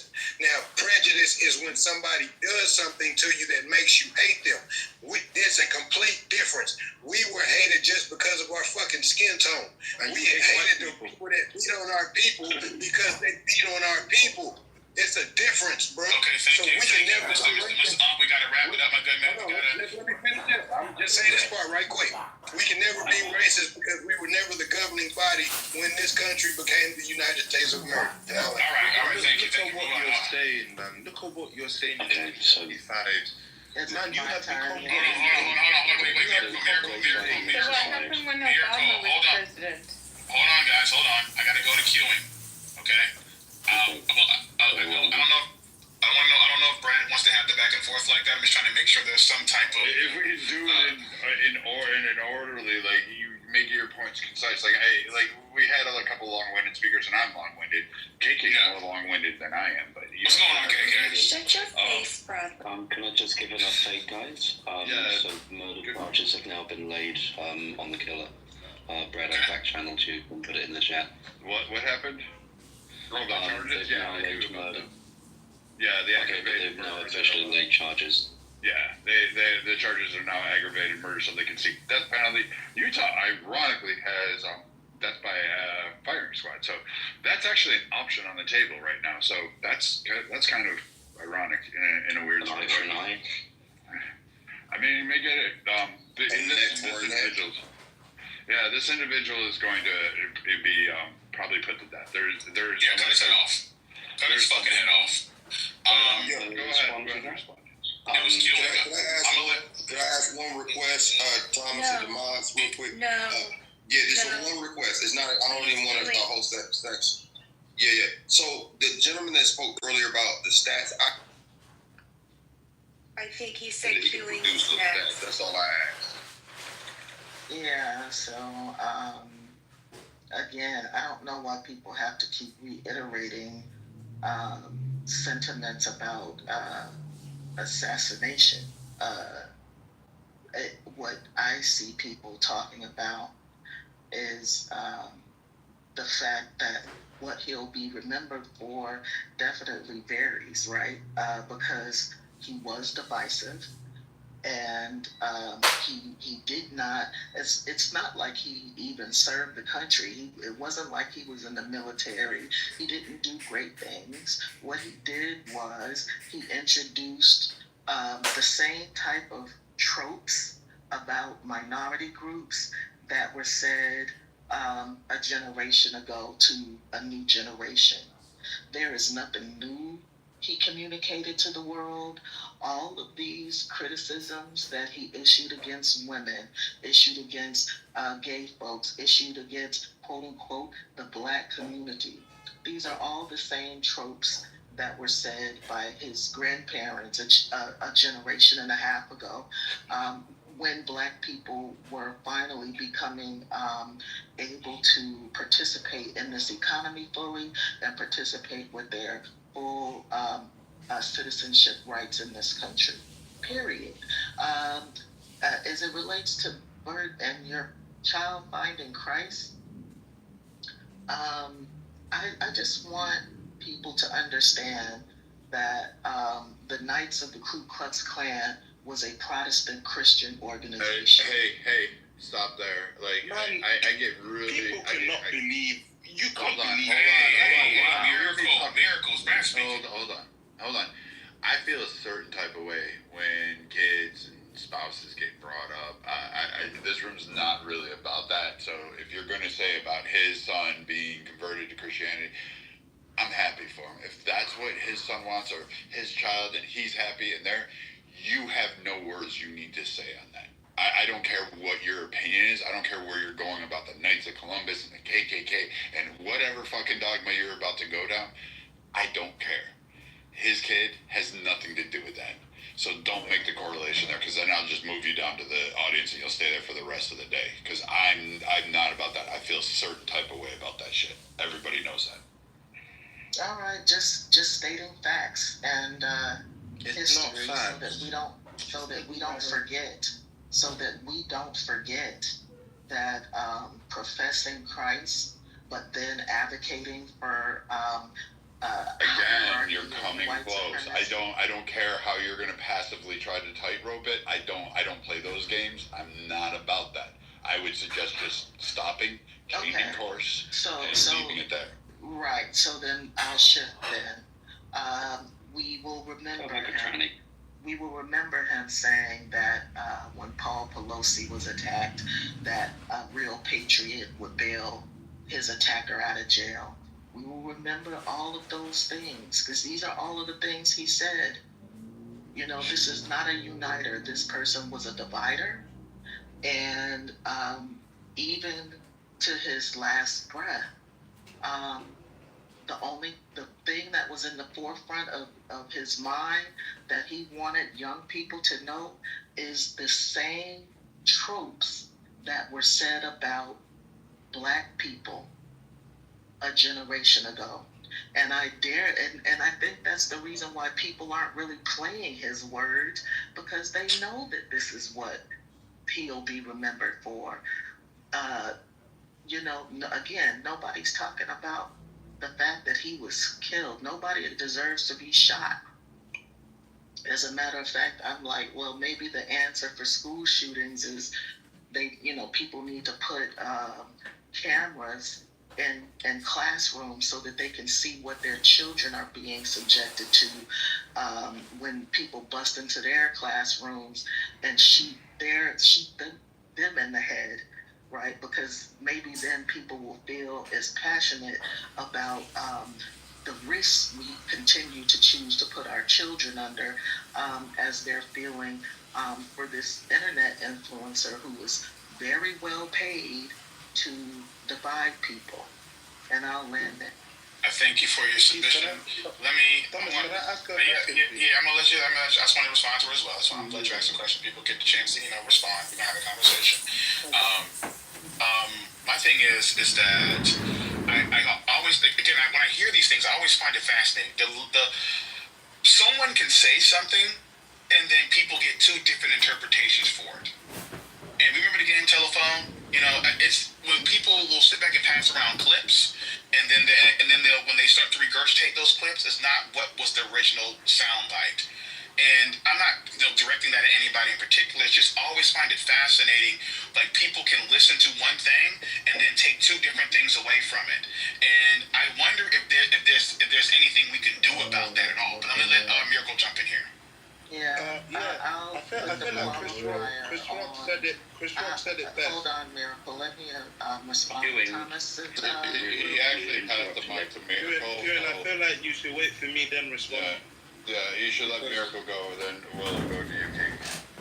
Yeah, I feel like Chris Rock said it best. If you want to, and this is so embarrassing because it's African American. If you want to deceive an African American, you put it in a book. People don't read.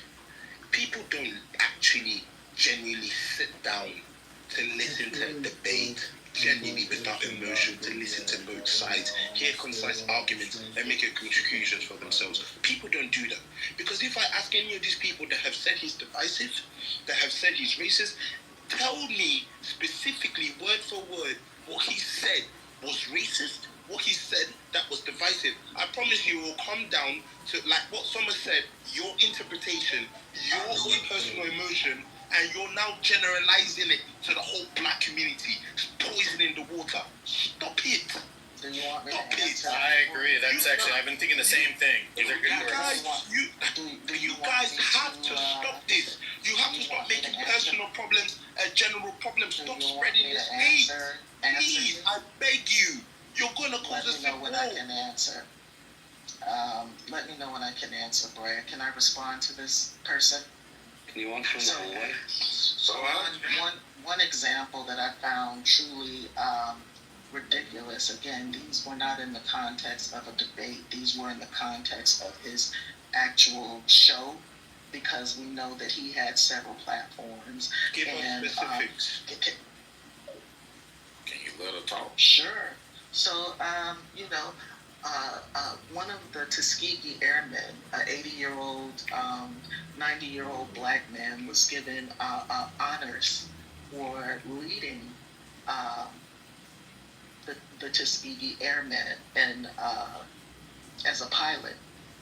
And in response to that, this is when he brought up the fact that when he sees black pilots, he becomes worried and concerned. You're such a liar. You're such a liar. Fucking record, bro. You asked me to tell you He exactly, said that about and I'm DEI. telling you exactly. No, this was in the context of that man being awarded. That's how the topic. You know, nobody believes these lies, right? You can't. We're all educated. Listen, like we all know. I'm sorry, I'm sad for nothing, bro. My God. And we all have YouTube, and believe me, people are reviewing the record. Okay, so don't gaslight us. Gaslight who? You're gaslighting yourself. But you just, well, sorry, let her finish and then we can go over it. And Get rid of this shit. Again, like I get it, because I have a 21-year-old, and when he was young, he would listen to all of this social media nonsense and play video games, and so I heard the way that people talked, and the reason why black young men probably don't feel any kind of way being called nigger or having racist stereotypes applied to them, because this is all y'all did, playing video games with these weirdos online, and so you think it's like normal, right? You don't recognize. Just let her land. Just let her land, and we can move on. She's already crashed this plane. I'm fed up with her lie often. Can you land? Recognize. Excuse me. You're a bloodhound for victim. Hey, hold on. So, King, stop.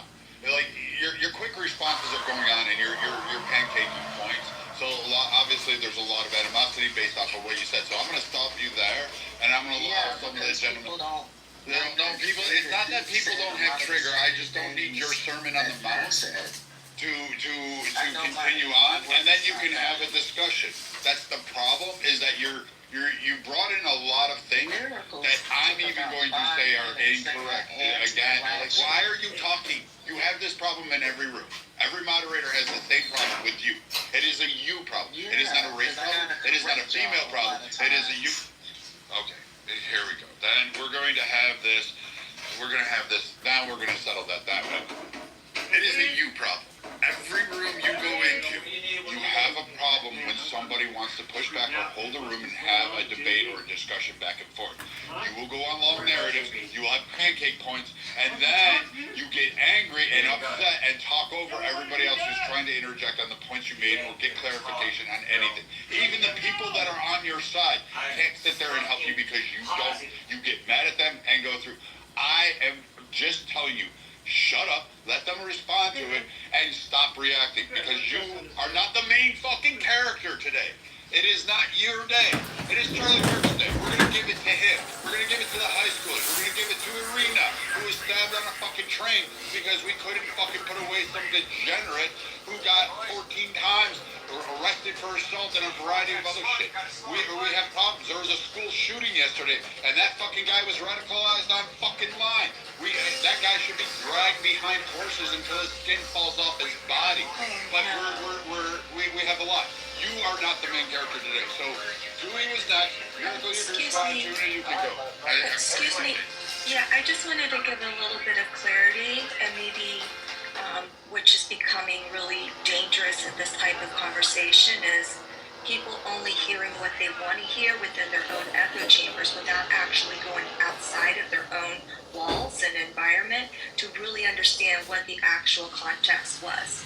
So you think this shit's funny, but when we're talking about this in particular, the Tuskegee Airmen, etc., if I see a black pilot, it was the context was DEI and corporations making those type of decisions. That's exactly what it was. He said being made to react that way because he felt policies adopted by major companies regarding the ethnic minorities meant less qualified people were being given jobs with significant responsibilities, including airline pilots. And he was trying to share that as an example. This is the reality the left has created. So thank you very much for your attention to this matter.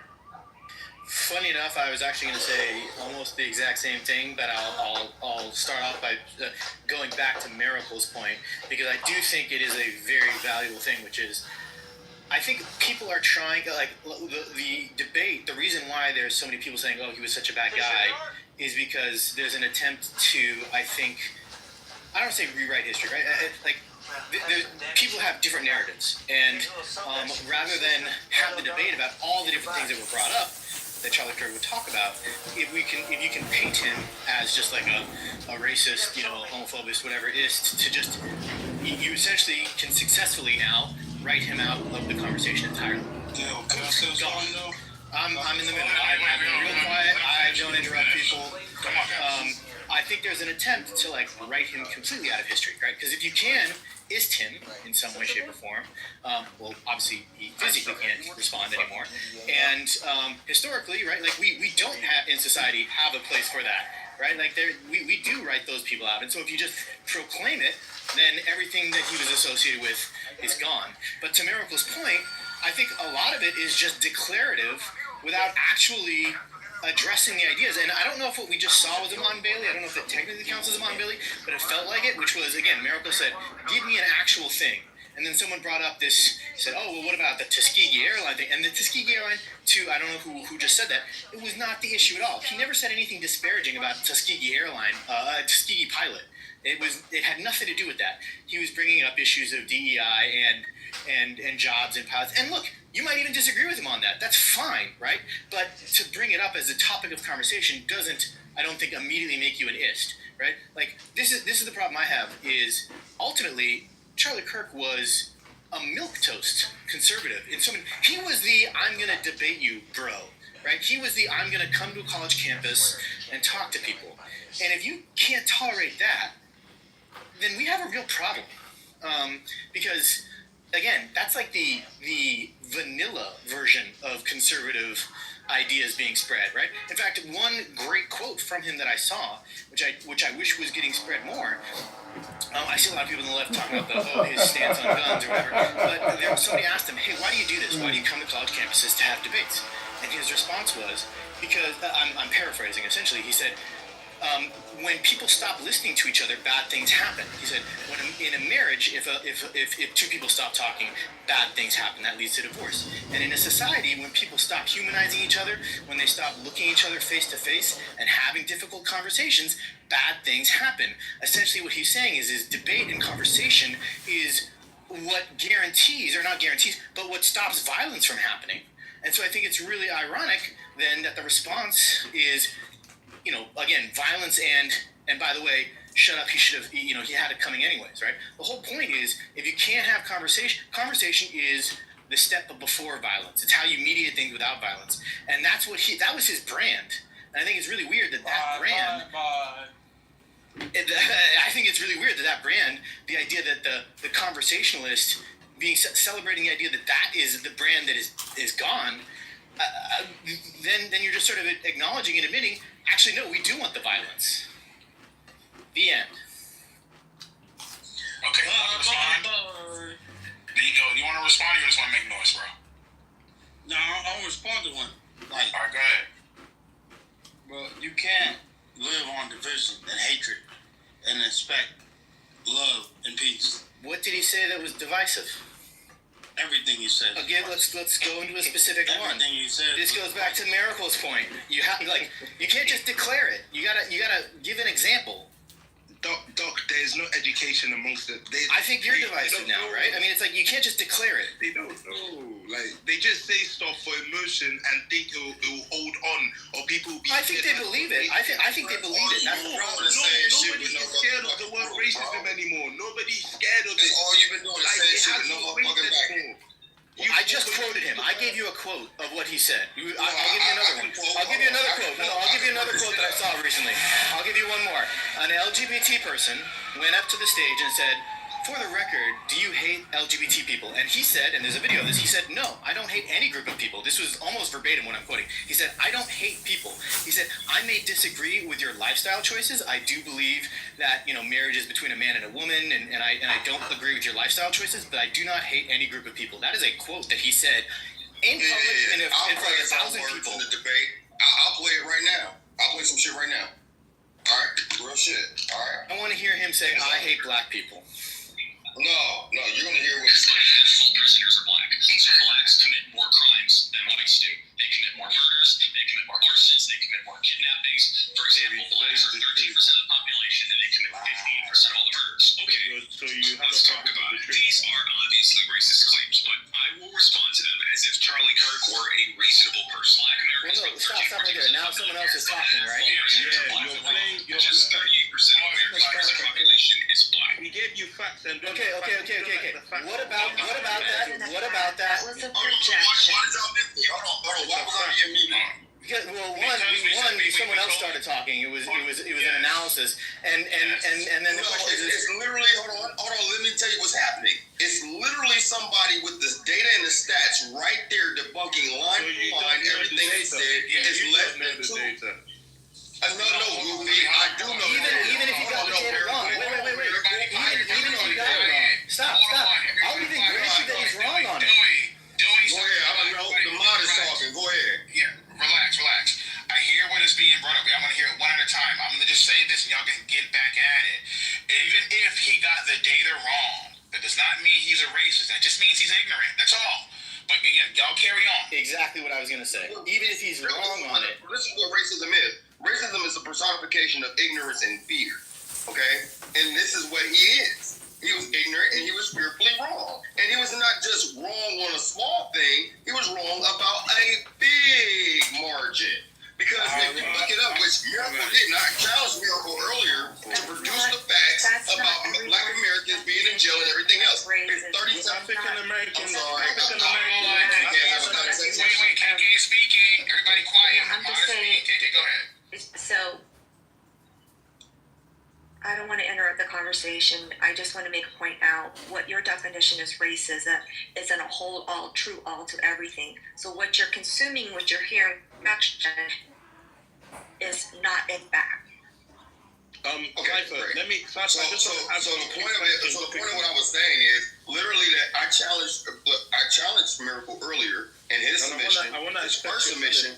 I challenged him earlier and said, produce the facts of what you're saying about black Americans being the majority of the people that are in prison.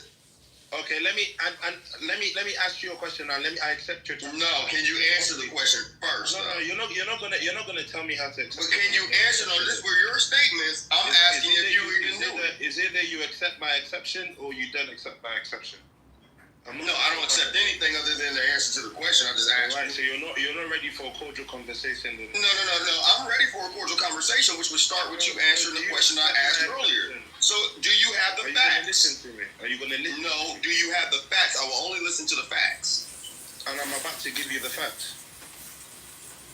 Thank you very much. So then do it. African Americans the African American disproportionately commit more crimes than white people? Yes or no? No. Violent crimes than white people? Yes or no? No. What? No. Huh? No. Huh? No. No. The lie. Now produce the facts. The lie. Now produce the The facts. lie. Now produce the fucking facts. White people or black Let me people? produce the fucking facts. Who is more likely to commit more violence? No. See what's happening here on the stage? I just want to demonstrate for you. This is the reason why I'm about to be a little disrespectful. Right? So here's the thing. I asked this clown for facts, right? He's asking questions of shit he doesn't even fucking know about. 37% of black Americans are in jail, Goofy. 57% of them are white. More white people than black people. 58% of those 38% get exonerated for violent crime, Goofy. You don't even know that shit. Listen, look at the Bureau of Prison stats and what it looked like. You're very emotional. Young man. No, I'm just tired of you trying to overtalk, saying shit, pulling out of your ass, and then when challenged, you get into this coward shit. Yeah. So look, check this out, guys. Check this out. Miracle, you have no fucking facts. You have no value. I got facts too. Stop. That's my facts. 90% of Charles. Hold on. I didn't say continue off of him. I didn't say anything. I said stop. We can have a debate. You can have the discussion back and forth. But you can't keep screaming over, because A, I have no idea what you're talking about. And some of you are throwing numbers, like you got some like kind of cook or whatever that you're eating on this fucking shit. And I'm telling you, some of your numbers are on both sides are a little bit I rape kids. White people rape kids. Yeah. More than anybody. I would just like to see the numbers. I have the numbers. So I have the numbers. Stop fucking doing this shit, man. This is the problem. We can't have the discussion because guess what? You're screaming, he's screaming, and then you had some moron going, white people like to rape kids. Like, that's literally what was going on in the stage. That's not the conversation. That's not how to have a conversation. Like, I'm going to be honest with everybody in this fucking room. This is why I hate the fucking race talk. Because it's one side versus the other. You know what? There was a fucking black guy stabbing a fucking Ukrainian refugee. I'm not even from Ukrainian refugee. There we go. Stop talking. I'll move you down too. I don't equate that man with black men. I don't. I call him a piece of shit. He's a degenerate. I don't look at him any other way other than 50 shades of fucking filth that needs to be buried. And if you have a problem with that, you call me racist because some fucking 100, 200-pound guy picked on a 100-pound fucking girl and stabbed her in a car, and her final moments were crying as she was bleeding out, dead, dying in a fucking subway. I don't care. You can call me racist. The same way I can sit there and say, hey, Trayvon should be fucking alive today. I agree with that. I think Trayvon should be here. I don't agree with Zimmerman on that shit. I can say this for a host of others because I can look at it and have critical thinking and not be worried that I'm looking through the lens of racism. But if you guys want to have the racial one, instead of saying, you know what, there is something fucking wrong with colleges. There is something wrong with our youth today. There is something wrong with people not being able to have a discourse and a discussion because we are actually raising fucking bad people. We have them in our society. Black people, you have them. 20% of your population has degenerate. White people, you have them. 20% of your generation has it. The Asian, you got 20%. I don't give a fuck. I'm just throwing a number out there. Hispanic, you've got 20%. And tacos. So, like, you have this shit. Every group has degenerates in them. Like, stop being so like, oh, we're more pure than this group or this group. And I doubt anybody can measure who is the best fucking father on the planet. You know what? Any man that is with his kids, providing his kids, raising his kids, is father of the fucking year. That's my take of the book. I don't give a shit what color you are, what race, what culture you are. If you are a dad, if that kid goes dad, then you are father of the fucking year. Because there's a shit ton of fathers. What we have a problem in this society is a very few limited number of dads these days. So men, continue with your argument, but at least approach it with some civility, some decorum. Brad, the only difference really is you said everything you said was right, but the only difference is only one group of people see themselves as victims, and only one group of people refuse to hold themselves accountable. Because at the end of the day, you would not want to say it because they will say you're racist. But not all, but most black people are very, very quick to violence. It's in their nature. That's why when Africans come to America, they literally tell us not to act like African Americans. Don't do anything to make them Thomas think that didn't you're. do that. It's a Thomas fact, and my I brother. You nobody on the stage was a victim. but it's the Nobody, fact. no You black guys person that have a spoke on bad the stage was repertoire, claiming that and you were a you're victim. living up to your bad repertoire, and you don't want to hold Gotcha. yourself accountable. And you're running from your own country to come here and the country that we So I'm built. gonna hold my community accountable. I'm not gonna let you spill this hate, and I'm not gonna let you poison But the you're water. avoiding the Because stats. I black just people asked you think for that stats, dude. racism is still alive, and I something just asked is you for limited stats, from dude. being great. And you don't understand. In America, you can be great and you can be successful. I literally have been asking for stats an hour ago in the chat and on the stage. Telling people, stop trying to limit people's progression. You see what he's doing right now? Okay, so with that out the way, show me the stats. We are all fed Show up me the hearing stats. Okay, great. your I know you feel non-stop away about it, guys. Shut the I know you fuck feel up. away about it, and this is why I was yelling earlier, Brad. Because we Here's didn't how I know what feel we're about talking. it. I only Tyson, asked you for need to stats. shut the fuck up. We're all No, fed I up don't need to do a hearing goddamn your thing. monologue. I don't give a goddamn. I love the way that I got you in your fucking emotions right now. Go to tuna, and apparently this is what we're going to have today. This is how we're going to solve it. You know what? I don't want to hear it anymore. Charlie Kirk gets killed. Next time, who's a big prominent? Dr. Umar. Where's Thomas? Dr. Umar. When he's shot through the neck and bleeding out there, I don't want to see protests. I don't want to see riots. I don't want to hear people. Because again, if we can't come together, if we can't take today at least one lesson from this and say, you know what?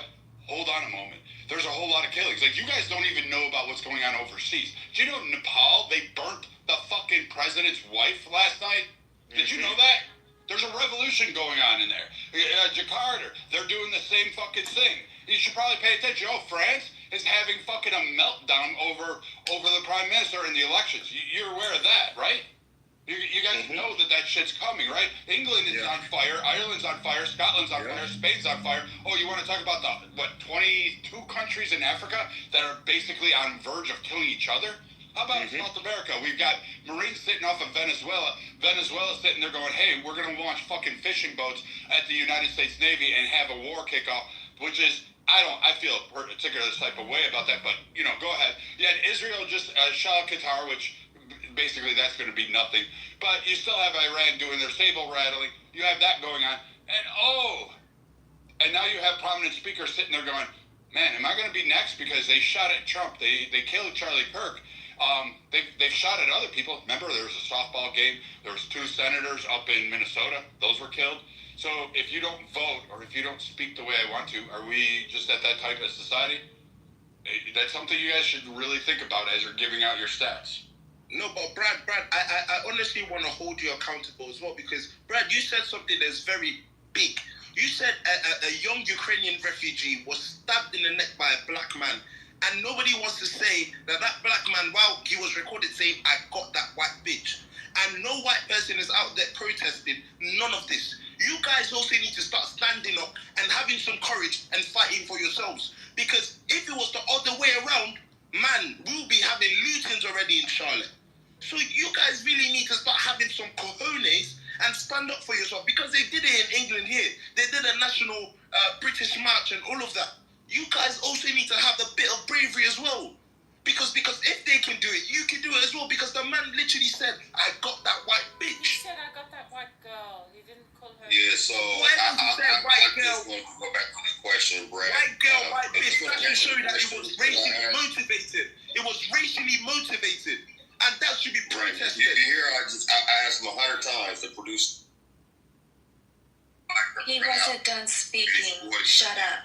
He wasn't done speaking. You see that? Shut up, bitch. Shut up. Don't call her a bitch. He has no morals. Watch him out, bro. Hey, that ain't ever gonna fly with me. Nah, man. Yeah, watch him out, You can bro. say a lot of things. A lot of people call me that. You can call me a 12 alpha. You can call me a cum stain for my dad. You can say all sorts of shit. But the one Don't person say it to her. you can't say it to her, man. I don't give a fuck. You can say you disagree with her. You can get mad. You can say anything else. But you ain't gonna do that. No, you ain't coming up. You ain't doing shit. So let's move on. Next speaker.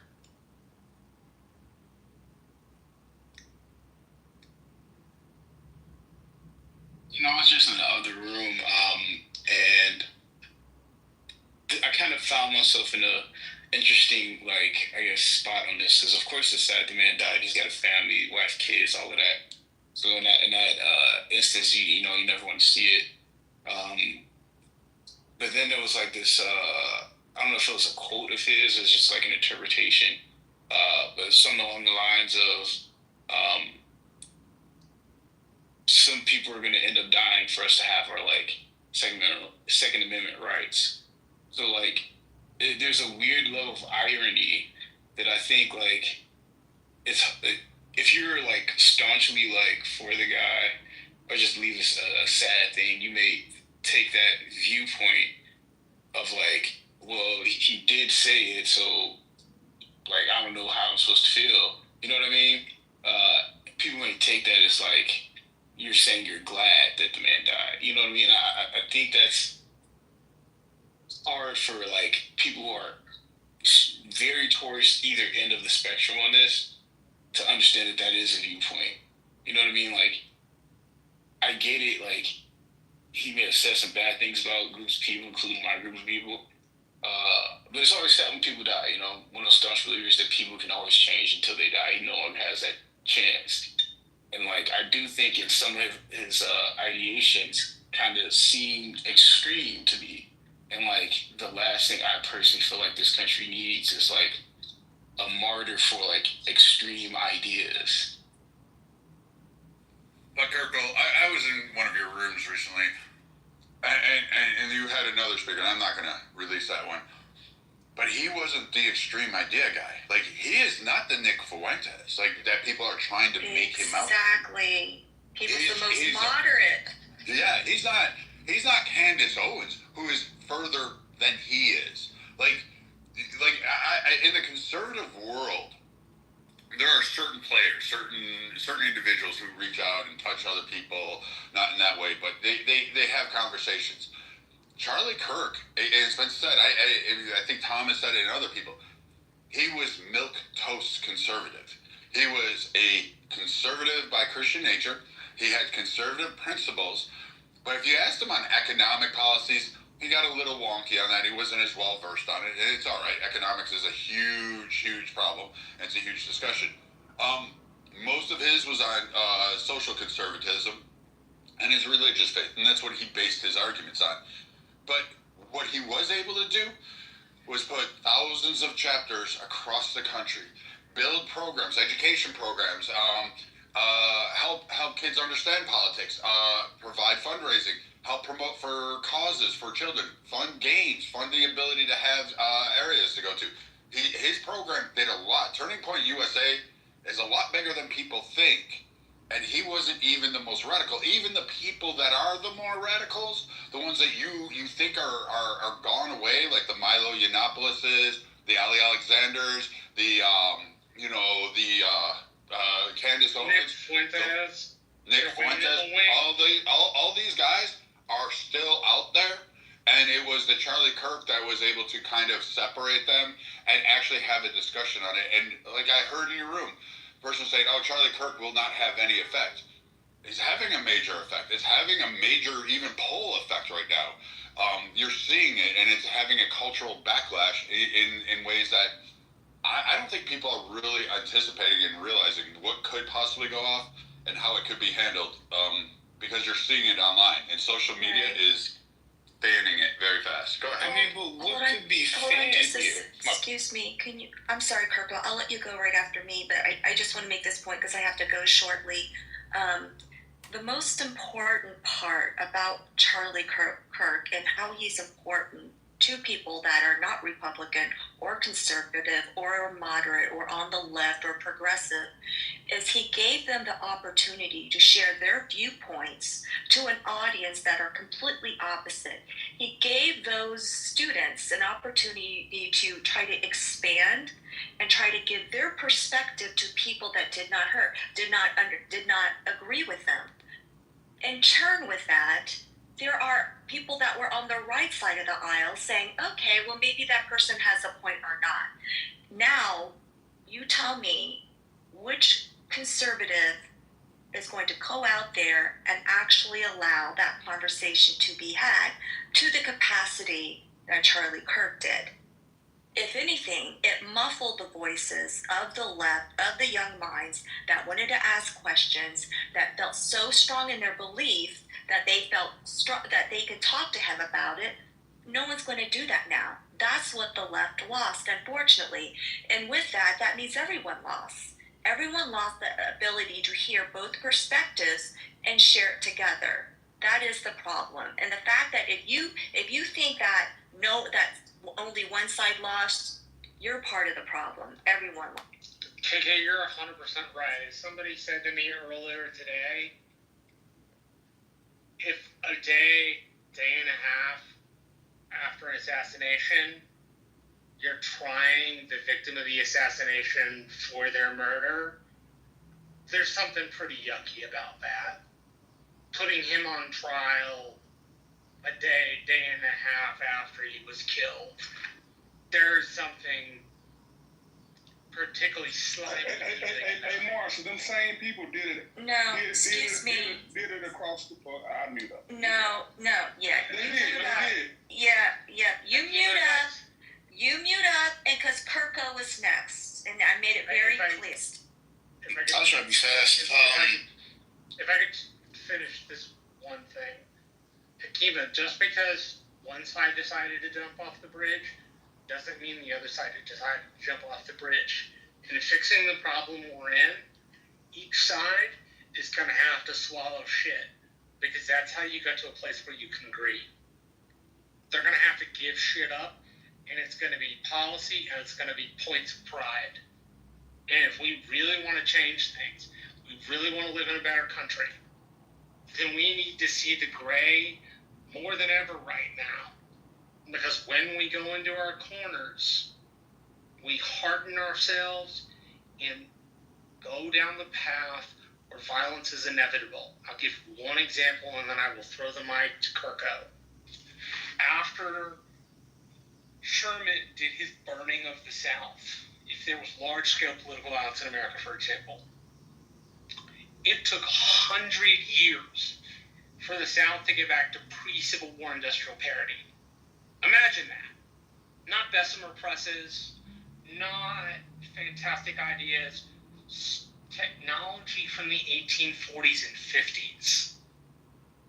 The political violence that could ensue if we don't calm the country down is one that we don't understand.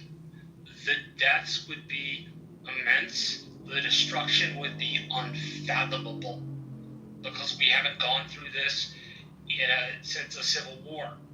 A Civil War was the last time America learned what it meant for word divides to lead into violent divides.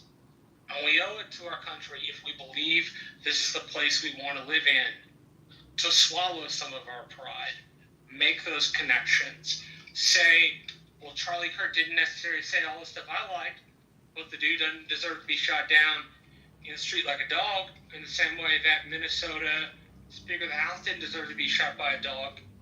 The only hope we have is clinging to good behavior and good governance. The more each side makes excuses for the other side to misbehave, the worse it'll get, and the only thing that'll come from it will be the eventual dissolution of our country into some form of autocratic or dictatorial reign. So, I don't really understand the scare for kind of like political conflict where it's not their like actual like violence. Because like at least in this situation, because the shooter was a conservative. So like this it could be my ignorance. We don't know that. The AP and Reuters articles I've read haven't said anything about his political affiliation. Yeah. The only thing they said Marshall, his political affiliation appears to be independent or on. Yeah, that's what I thought when I read. Yeah, at least he's maybe I read something different. Yeah, and also to add to that, guys, I don't know if you guys saw that they're also pulling up his Discord messages. Why people are requesting the release of the full information. He was allegedly part of Antifa Discords and Reddits as well. So we don't really know as much as we would like to yet. There's still more information to be released. Hey, can I ask a question? That was the point I was trying to make. It was wild. Okay, I feel it. Can I ask a question? Can you guys hear me? I'll finish later. We're gonna go to Kirko and let Kirko finish. No, it's okay. You just put me in the queue.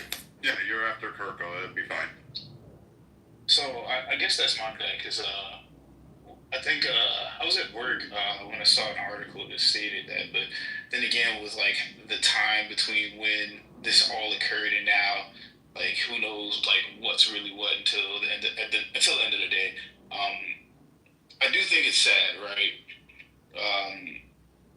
Part of me is like not really understanding why I guess some of you may think like essentially like the ability to have your own beliefs is a challenge here, because I feel like if anything you would think that like other platforms that have these very strong opinions on topics would then just do what they do more. Because, like, if you're thinking that it's going to go away, that's the thing that makes people want to do it. You know what I mean? Like, I don't know who Nick Fuentes is. I'm not a very politically inclined person. I just, like, look at science and shit all day. But, like, I guess from a humanistic standpoint, I don't really get how you guys are kind of, like, so in a tizzy. I get it. It's sad that the guy died. Like, I wish he didn't. Like, I don't agree with things he believed in, but as I stated earlier, I feel like people can change. If you don't get the ability to change before you leave this earth, then you're stuck. Your legacy is stuck with the things that you said, or your beliefs. You know what I mean? And my personal fear is that, like, some of those beliefs were very negative towards other people. Like, I think he said something along the lines of, like, black women aren't smart enough to, like, be listened to. So I'm not quoting him verbatim because I can't remember verbatim. It was something that was just super negative about black women. If other people had those same beliefs, now that he's gone, like, that just elevates the sentiment in the minds of people. So it's like the extreme ideas is what I'm scared of being, like, propagated. Can I try and chime in just for a moment? And again, this I was going to speak. all right, fine. Right, you dispersed them like 15. It's on me now? Yeah, it was Poetic Bravo now. Yeah. Somebody's hot micing. I really only had two quick questions. I don't know the temperature of the room, but I think I do. Yeah, somebody's on hot mic. I think it's Sig. Question real quick. All right, so for like, I'm not black, but I used to be, right? I used to be black, but I'm not anymore. But for those black people that say, hey, this is a fight between the whites, let's just mind our business, I'm wondering, what do you guys think about that? I'm sorry. And then, what does used to be black mean? Well, I used to be considered black, but no longer. And then the other question is, okay, so this guy, you know, like what Kirko just said, he said something about like black women's intelligence and stuff. I listened to some of the stuff he said because I wasn't that familiar with him, but some of the stuff I can see how, you know, he's trying to make a point. But I mean, I disagree with his points, but I can see he's trying to make a point. So the only thing I was wondering, I seen a video where he literally just called the Chinese person, or I don't even know if it was Chinese, Asian person, a chink. He just got mad, upset, and called the guy a chink. Now that's racist. Wait a minute. Can we just a quick question? Brad's already said this. Brad's already brought this up. See, I just came in. I don't know. I just came in the room. I know, that's why I'm just bringing it up. I believe the person that he was referring to, his name was Chink. From what I'm gathering. No, the guy's name wasn't Chink. I watched the video. He didn't know the guy. He kind of got into it with him in the debate, and then he jumped up and just started screaming, you know, you Chink, and like he didn't say like Chink, like that's his name. He called him. He said, "You Chink." He's like, I'm sacrificing, doing all of this. Like it was pretty testy. And here's the thing. I don't think anything is wrong with racism. I'm a racist. There's nothing wrong with racism as long as it's not harming anyone. He was talking to Cenk physically. Uygur, and he was calling his name Cenk. His name is Cenk Uygur. Yeah, I don't think the guy's name is Cenk Uygur. Uygur. He's the host of the if that's true, that's his name, Cenk Uygur. Oh, He's okay, a very nice like guy. Yeah, all right. So they know if that's each other, true, and Cenk was heckling him, and so he stood up and he said, "I know you, Cenk." And so they know each other, and they're political rivals. But his name is Cenk, and he's not even Asian. He's Turkish. It's spelled C-E-N. It's spelled C-E-N-K. Right, but in Turkish it's pronounced Cenk. Oh, all right. See, now things like easily Yeah, and I'm glad that was cleared up because I didn't know that the guy's name was Chink, right? Like that's Cenk. But some people. That's the same thing. I just said that. No, Cenk, not Chink. The slight, whatever. It's close enough. Oh, the point is different. It's Cenk with an E, like Cenk, not Chink. But the point is people heard him and people heard Chink. Yeah, and people thought because when I'm looking at it, like there was like subtitles at the bottom and it said Chink. Here, so yeah. Yeah. Okay, I can see how that works. All right, but whether or not, like, okay, so if you guys can, if anyone can address the first question about him. Wait, what the fuck was my first question? Damn, bro. I just got. Well, we just went down a whole road and I just got off track. He was racist. Oh yeah. No. The first question was about, like, black people in the black community saying, hey, this is a fight between the whites. Leave us out of it. How do you guys feel about that? You want us to say it's a fight amongst the white people? No, I'm not saying you say that. I'm saying, like, for the black community that does say that, what do you think? I will say this to all people of all races and all cultures. This is not about race. This has nothing to do with race. You want to make it about race, I plead with you. You will not like the outcomes of this. You will not like the results. You may think you're all big and bad and tough. You may scream and cry the loudest. But you will not. You ever seen Montgomery, Alabama videos? Like, that didn't go well for the white. Yeah. What the fuck does Montgomery Hold on, Marshall. Hold on. Well, he's the one that brought up, hey, you guys want to fight? Dude, you got queued up all the time. You ain't got no wins. Hey, no one said. Jesus Christ, decorum, man. Like, literally learn.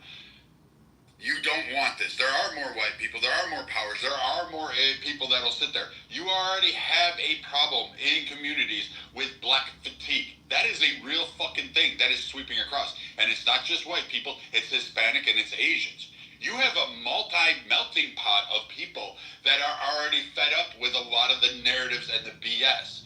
If you want to push that trope and make this all about race and own it, then that onus is going to be on you, and the ramifications from that, you're going to scream, we didn't ask for this. There are millions, and I wouldn't want that. This is about ideological differences. This is about the fact that a man was speaking, and regardless of whether or not you agreed with him, whether or not you didn't, he offered you a microphone and an opportunity to debate him. Whether he was wrong, right, or indifferent, whether you liked his viewpoint or not, he didn't say go kill somebody. He didn't preach harm. He didn't ask people to commit violence. He said there was something wrong, and he was diagnosing it, and people felt a certain type of way when he brought up topics because we're supposed to have codes in America, apparently.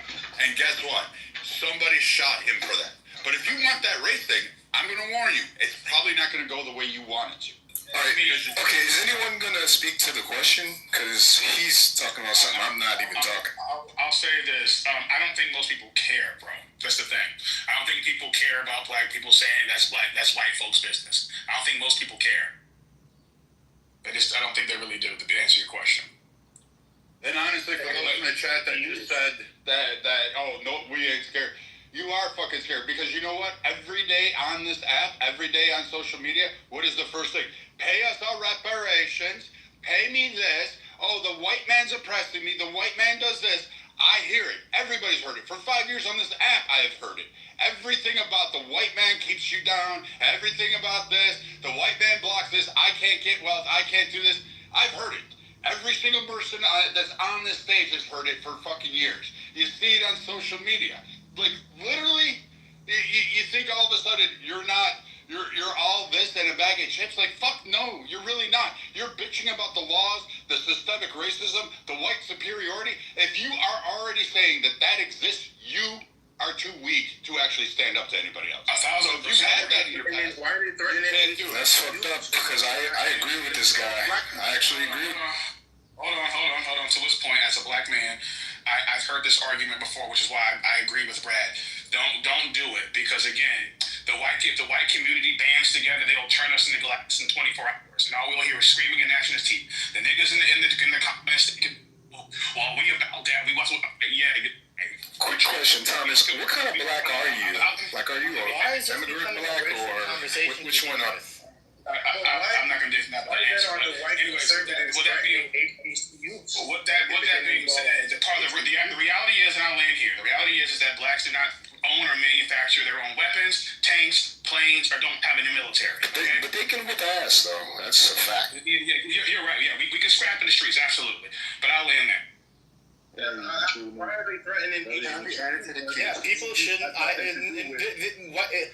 Again, someone keeps bringing up why are they threatening? Yeah, people who threaten HBCUs are fucked. Fuck them. They suck, right? Like, no one's trying to defend that. The point is that you should not. If people disagree with HBCUs, I don't even disagree with the concept of it. But if there are people who disagree with it, they should have a debate about it. They shouldn't make threats. Right? You see how fucking lame it is? This is a white on white crime. I think we were just talking about Charlie Kirk. We were, and I want to go back to it. I don't understand why this is turning into a race thing. It shouldn't be. Didn't Charlie Kirk speak about race? You did speak about race, and actually, and then you brought up this, how do black people, I was going to try and respond to the last speaker. I will let y'all, let's do you just to Lilith's point and Paul, because Paul and them are talking over each other. Lilith, the reason that Paul's bringing that up is because there have been bomb threats and other things called into HBCUs.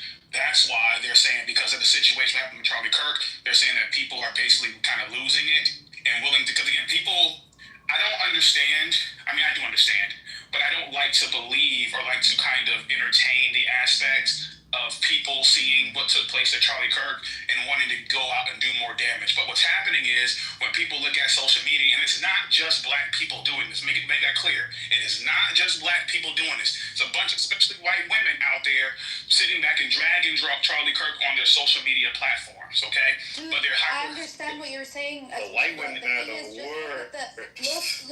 Look at the Black Lives Matter movement. That whole movement was a fucking sham. That whole movement was funded by Soros and paying black people to go and protest and to go and riot and to do stupid shit that made them look really bad when there is a lot of intelligent black people out here in the United States. So what the thing is, Charlie Kirk's death, though? We talking about Charlie Kirk, and black people's name is still in your mouth. That's the whole problem here. The problem is when it's a white person killing a white person, it's ideology, right? But then everyone is quick to bring up black on black crime, then it's race. In this issue right now, you had a white person who supports a trans movement that killed Charlie Kirk. You keep black people's name out your mouth. Every 5 seconds we're hearing about black people. Charlie Kirk wasn't killed by a trans person. Charlie Kirk wasn't killed by a black person. Charlie Kirk wasn't killed by Black Lives Matter. So let's stick to why white people. Wait a minute, Lilith. Let's stick to why white people are going to people's houses or going to events, killing politicians on both sides, whether it's a Democrat, whether it's a Republican. There's an issue here. So let's stop bringing up black people and stick to the issue. I don't think any of the white people brought up. I don't think any of the white people here brought up black people. I think it was the black people that are talking about it and making it a black discussion and a black topic. Black people had nothing to do with this.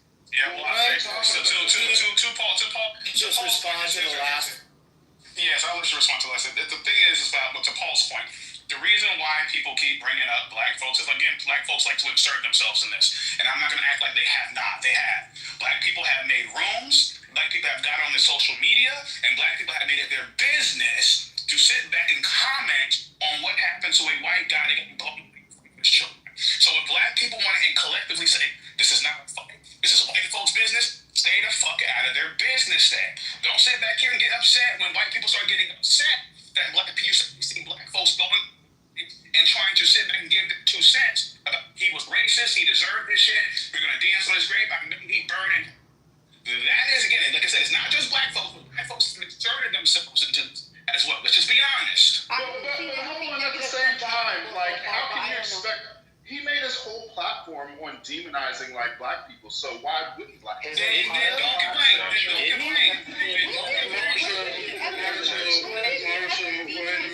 Wait a minute. As somebody who actually met him back when I was in college, when he invited all the student government presidents out to D.C. To meet Congress members and also join Turning Point USA, he did in fact make his platform. I'm saying someone who actually knows the guy, who actually smoked a cigar with him, had drinks with him. Outside of politics, he's a really cool guy. I cannot lie to you. But he did make his platform on hating marginalized groups and supporting gun violence. Oh, well, not supporting gun violence. I say supporting Second Amendment rights. And I'm being generous. Do you think that his platform was we should hate on minorities? That was his platform, that he would come out and say, you know what's a good idea? That's semantics. We should hate on minorities. That's semantics at this point, because we all know Charlie's Kirk. No, this goes back to the first thing that someone else said. Nobody here actually quotes him or anything. They just sort of prescribe to him something. I can quote several things that he said. So can I, and nobody ever wants to. Ten people going off at the same time. I don't know what this is. Like, I hear Dewey. Go ahead. Like, I heard Jay. I heard Marshall somewhere. I heard Thomas. So, like, can we just have, like, a regular conversation? Like, Jay, I don't think his entire platform was built on fucking race. Like, it was all about a cultural conservatism. It's like, that part I'll push back on, and I'll allow others to do that. But, I don't think his sole propaganda was just targeting black people. And again, that's a little weird. Oh, okay. He supported a bunch of other things, and one of the things that he did was talk about crime and black people, which I didn't disagree with. But when people say it was mainly built off the back of despising black people, that's just not truthful for what he said at college campuses. Why don't you guys talk about Candace Owens? I'm not done. You don't have to like the guy. You don't have to appreciate him. But I'm going to say something. Nobody, regardless of party, regardless of what they say, no matter how incendiary, no matter how inflammatory, no matter how hateful, deserves to be shot down like a dog in the street. If it can happen to him, I'm not done. If it can happen to him, I'm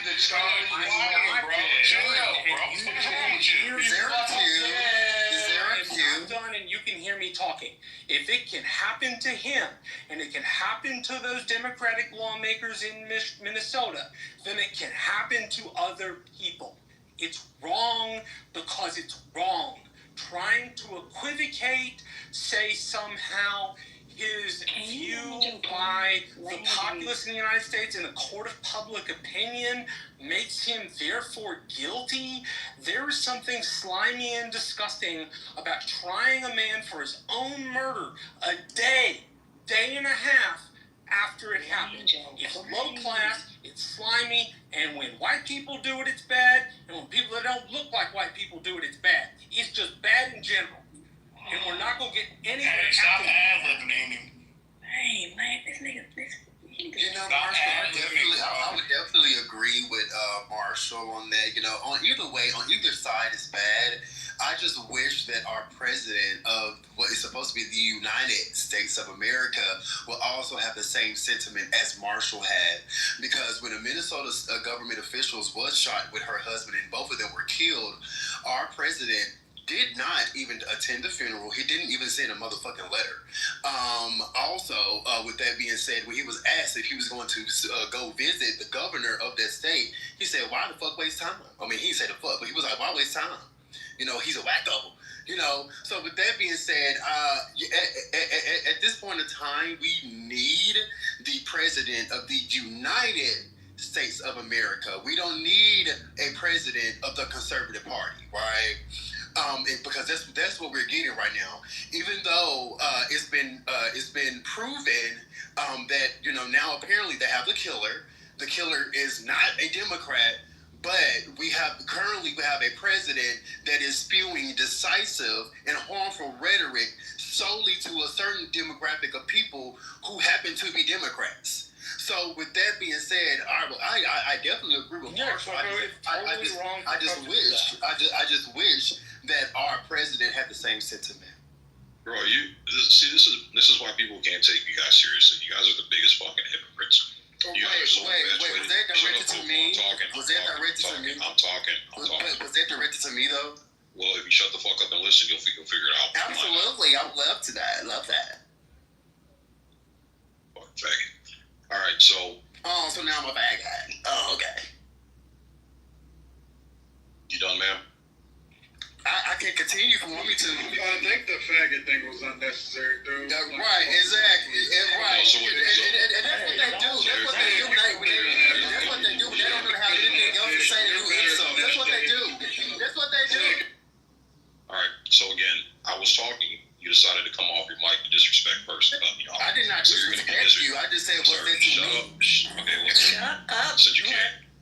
Big talk. Just drop it down. So that's why you got called a name. You show the disrespect first. And just like, I mean, this is your guys' mentality. You guys start shit first, and then you guys cry like bitches when people respond back based on your bullshit. This isn't exact. Jay, mute up. Mute up. This is it.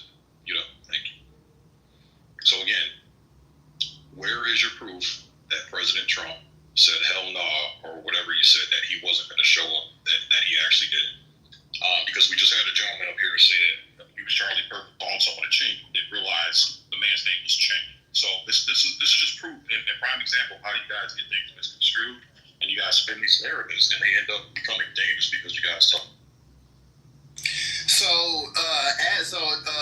Donald Trump was asked by a reporter if he was going to speak, and I will find the link and I will put it in the chat in regards to the actual video footage of him saying that he was not going to speak with the governor of that state. He said literally, quote unquote, why waste time. It's in the chat. That's what he stated. That's what he stated. All right, thank you. That's what he stated. Thank you. Whoever put the link in the chat, thank you so much.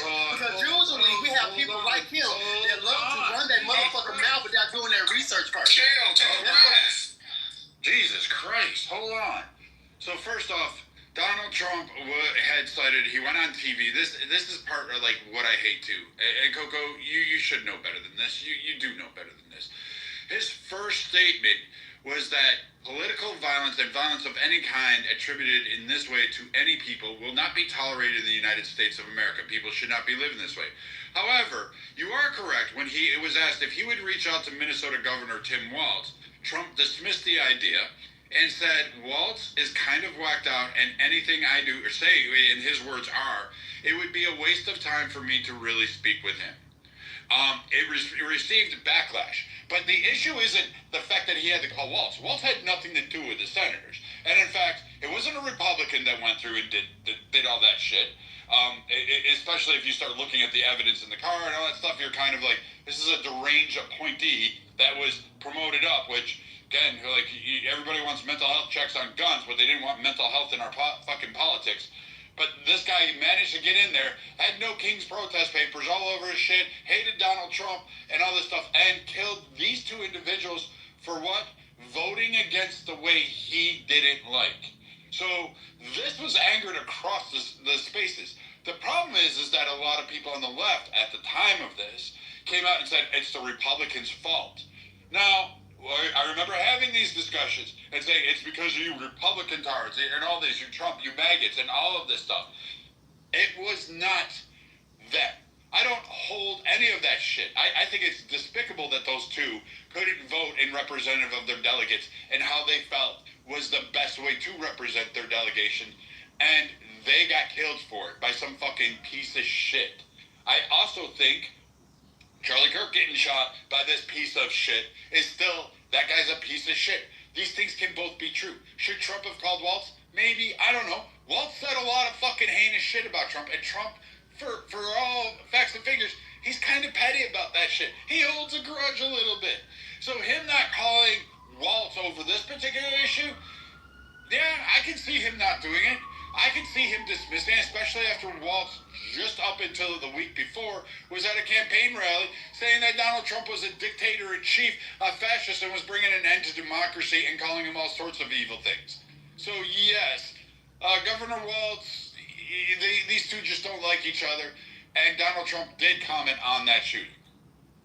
And that's... We're not gone. Yeah, I just wanted to say real quick. Again, this is the lies. Hold on one second. Hold on. Be quiet for a second. So this is a link I just read. See, this is yo. Shut up, bitch. Fucking whore, you crackhead whore. Get the fuck out of here. Bye. Get your bitch. Go make a fucking sandwich. All right. So back to the conversation. So I just read the link based on the accusation. Listen to how this man tried to paint President Trump, how divisive he was to tell this lie about President Trump not getting in contact with Tim Walz. If you actually read this fucking article, Trump actually made a fucking statement. And he said here, it even says it in the fucking article, that President Trump said clearly on that situation, violence will not be tolerated. His only issue is he didn't want to contact Walz. You made it seem like just because they were Democrats and they were gunned down in their home and violently fucking murdered over politics, that he had no fucking sympathy or empathy for this family, and pretty much try to make it out and infer that Trump shitted on this family by disrespecting this family. Absolutely did not, and this is an article that was shared in the fucking link. So again, these are the lies you guys fucking tell, and these are the lies that you guys fucking make up, and this is what's causing the dangerous division in the fucking. So I'll find the actual link that actually has the video, not words or an article. I'm going to find the actual You link just backed up the video article. of You them just saying backed up the everything article. that he just said. Now you want to back up. Hello. You just called me to not talk like you. Oh my. Okay. So my point was when it came to the funeral. That was my point. I hate the fact that now we're focusing on the Waltz situation because I did bring it up.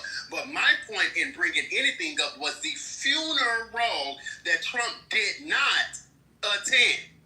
Trump did not attend the funeral of the Minnesota governor official and her husband that was shot and killed by a MAGA supporter because it was found out that the supporter did vote for Trump. It was found out that he did.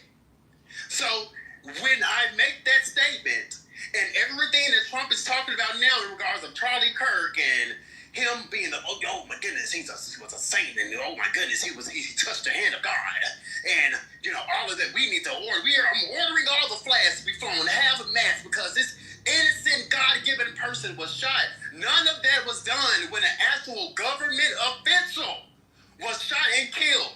None of that was done. What about when George Floyd was, when that fucking monkey George Floyd was I'm almost done. I'm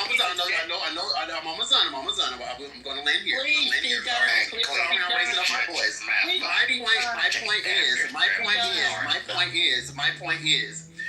My point is, when an actual government official that was on the opposing side was shot and killed by a person who voted for Trump, he didn't even go to the funeral. He didn't send no roses. He didn't send a letter. He didn't really do anything. He probably didn't even live. Why are you talking? I'm trying to hurry up the land, but you people keep interrupting me.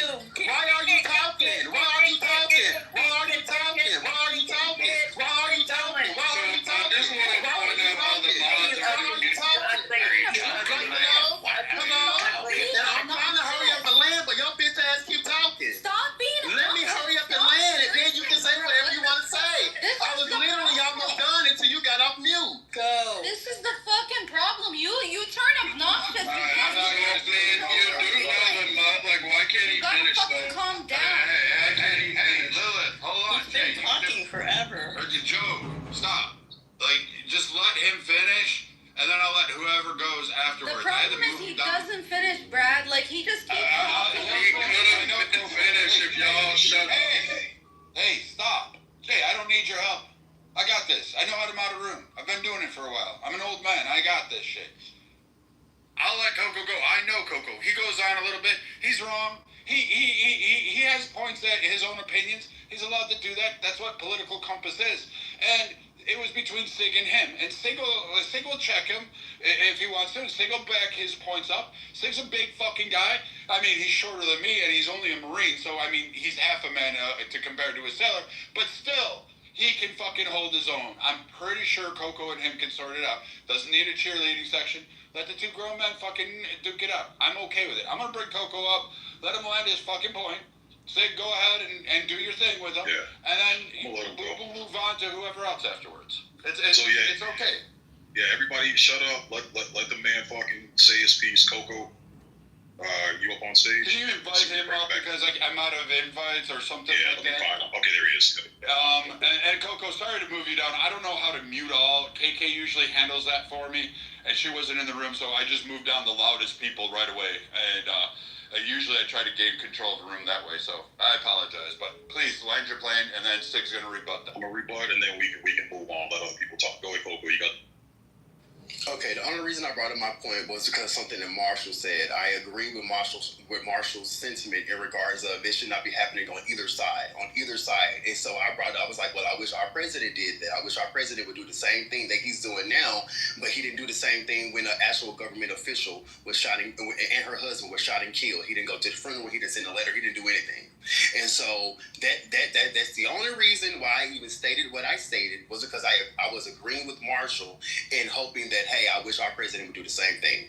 That to just simply say on, everything that he's saying now in regards of Charlie Kirk, where the flags need to be flown half-mast and all of those things. And that was not done for the Minnesota state government officials that were shot and killed. I land there. Thank you. All right, so just to really quick respond, and let's move the fuck on so other people can talk. Again, you're changing your sentiment now. The sentiment that you originally started off with was to paint Donald Trump, President Trump, as this heartless monster that when Republicans get killed or people on his team get killed, it's a big deal. But when people on the opposing team get killed and violently murdered, and again, I condemn all violence, all political violence on anybody, any fucking body. I don't care if you're Democrat, Republican, your center, your left, right, I don't care. Violence, there's absolutely no tolerance for fucking violence, political violence.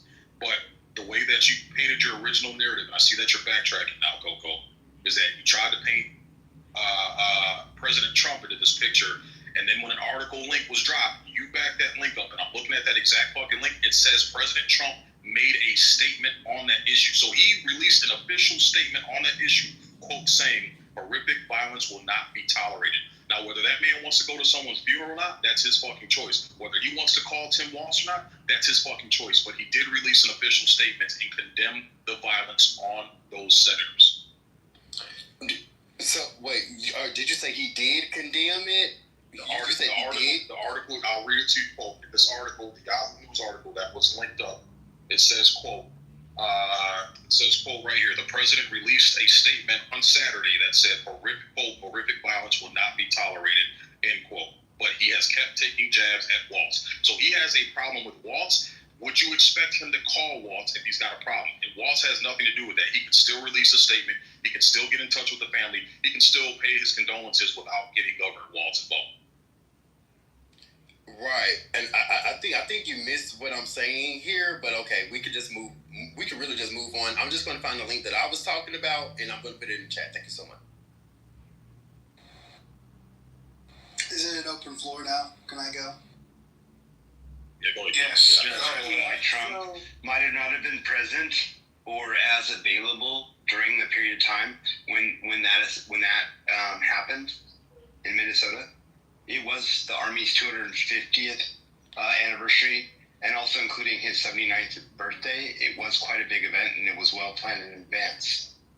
So if people are wondering why Trump wasn't necessarily available or present during that period of time, there was a lot going on. If you don't believe me, go do your own research, chat GPT it all you want, and go, why wasn't Trump available to necessarily be as available as he could be in other situations? There's some pretty damning information of why. And I'm sorry, but the 250th anniversary of the U.S. Army is a pretty important event, including his birthday. It's his birthday, but the first thing listed is actually the anniversary of the 250th U.S. Army's birthday. So I'm just going to put that in there. With Minnesota. I put the link in the chat of the actual video that I'm talking about. But this is here's the thing though, Coco, even before that, and this is why it's hard when you're wanting to have a mutual debate with someone, you want to have disagreement with someone, and you come off, as dishonest, right? When you first said that this was a Republican who did the shooting to Charlie Kirk, and then you kind of pivoted to this other topic. That's not true either. We have literally videos of him.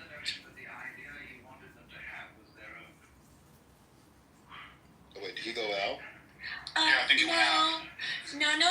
No. I booted him from the room. That was Keegan. They shot him You're not gonna because come he was up. Benny. You're not gonna lie on me. You're not gonna lie on me that you can come into our spaces and then continue on like nothing ever fucking happened. So I'm gonna go back and start painting my nails again. But yeah, I removed him. Therefore, there must be some Wait for a second. There you woman. All right, go ahead. Yeah, I put the link in the chat of the video that I'm referring to for better context of what I'm talking about. And to be quite honest with you, I had brought this same the same topic up in another room, to where former President Biden went to the funeral. Of course, he kneeled down at the coffin or whatever have you. Now, I would think that the current president of the United States of America would be at a governor. This isn't like an influencer. This isn't like a podcaster.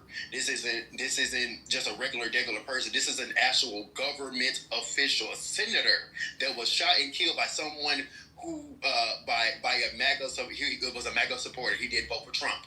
I'm not trying to put any light on a Republican as any bad light, but the person who shot them motherfuckers was a MAGA supporter. That's what he was.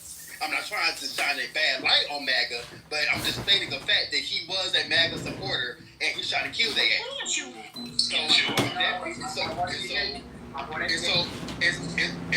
with that being said, that's why I brought up. I was like, well, the things that Donald Trump is doing for an influencer today, who he favored, was not the same thing that he basically. He should have done the same thing for actual government officials during gun day. Thank you so much. Coco. Let me say this. First of all, just because you had my bad, I thought this should be my bad. I'm not going to say what you want to say for purpose. Just because someone voted for somebody at a certain point does not mean they always will agree with that ideology. I used to be a Democrat. I voted for Barack Obama the first time I was. Okay? I changed my sentiment. Right? Though, again, just because I wasn't saying it to highlight my issue. But I just can't. Go ahead, bro. So I don't know how many believe that she did it or just did it. Democratic one for the past. By extremists on the right. So I don't want to hear somebody say, you see, this is woke liberalism or whatever, or this is a result of the fascist commentary on the other side. They reap what they sow. I will not allow for that today. So there's my admonishment. Let's try to rise above that kind of nonsense. And at least in this forum, speak rationally about the issue, rather than inflame the emotions, if that's possible. So with that introduction, a lot of people on the stage, I'm very pleased about that. And we will start with calling people, or I will start with calling people in the order in which I see them. And today, that order begins with Marshall. I don't have a ton to say about it. I think social media absolutely radicalizes people. If you can do it for ISIS, you can do it for Americans who don't necessarily like each other. Political violence is bad. It doesn't matter who does it. It doesn't matter why they do it. It doesn't matter whose side it's on. It matters that it happens. Republics and democracies get eaten alive by political violence when both of the factions, or several of the factions, which is historically how they're referred to, you would refer to them in this parlance, political parties, decide to point the finger at each other. The only thing that happens when that happens is that political violence becomes the coin of the realm, because nobody wants to stop it, because the other side always did it worse, or always has more people who've done it, or always has something somebody can think of. Political violence should just generally be abhorred. direct attack on democracy. It's a direct attack on democracy when it happens on the left. It's a direct democracy or attack on democracy when it happens in the middle. It's a direct attack on democracy when it happens on the right. It's just a plain attack on our form of governance. We don't need protections in the Constitution, particularly the First Amendment or free speech stuff. When you agree with people, you need it when you're saying stuff that makes other people's blood boil. The best example I can think of is Skokie, Illinois, where those neo-Nazis marched through a town hall of survivors. The U.S. Appeals Court said, Supreme Court, Scott, said you get to march. People in America get to say the most horrid things at the top of their lungs. And other people get to say those things are bad things. But when they resort into violence, we do all of ourselves and our entire country a disservice.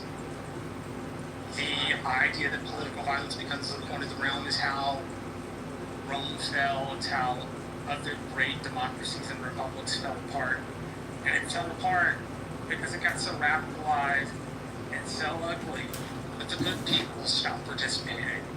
As Ed Watts says in The Moral Republic, at the end, when all is considered about the ancient Roman Republic, it was good people who did nothing for different reasons that the Roman Republic didn't survive. So if we want it to survive, we need to re-engage. We need to come back together. Now is the time for seeing grayness in people and their views. Evil. You need to see the difference, otherwise we will tear ourselves apart. And that is something, as an American, I think is utterly unacceptable. Thank you, Marshall. Well said. Howard. Hey Gary, Marshall, Scott, everyone. Hope everyone's had a good week. Yeah, the only thing I'd like to add to what Marshall just outlined is I believe there was a report in the last 24 hours about concerns about Russia and China with bots out there adding to the noise in social media. So I think, unfortunately, the answer is yes. I think it's just a reflection of society as a whole. And the fact that we've got this world of AI, we've got this world of where anyone could just put anything out there, it really is an attack on the truth and what are really facts. And it's more and more difficult for people to either question is something factual or just by appearance, because of the emotion, they're adopting it as a fact and they're running with it. So I even looked it up before the show, Gary, when you posted what the topic is, and some people may be fully aware of it. It's not necessarily political violence, but it is violence. There's two cases on this app in particular in Clubhouse. One happened in 2023, another one happened last year that actually ended in homicide. So whether it's violence of the typical nature or political violence, social media is, in my view, definitely spawning it, and I'll end there. Thanks, Gary. Maybe we need to, and some people actually came up with some great suggestions in the chat about how to diffuse a situation, potentially. And I don't hear that. That's the first I've heard of a suggestion that we train ourselves as a society to diffuse a situation and to recognize when somebody needs to be red flagged. And I don't say that necessarily in the legal sense, but by their fellow people that they know, their family members and whatever. Maybe sometimes it must involve the police or a social worker or a mental health professional. But I really love the idea of us trying to find ways to train ourselves as a society to deal with this when it occurs, but also to find ways to take preventative measures. And I think online we can all do that. We all have the ability to influence a discussion online. And I also think that if a discussion gets too heated, it's not necessary to get the last word. Nobody's going to lose sleep.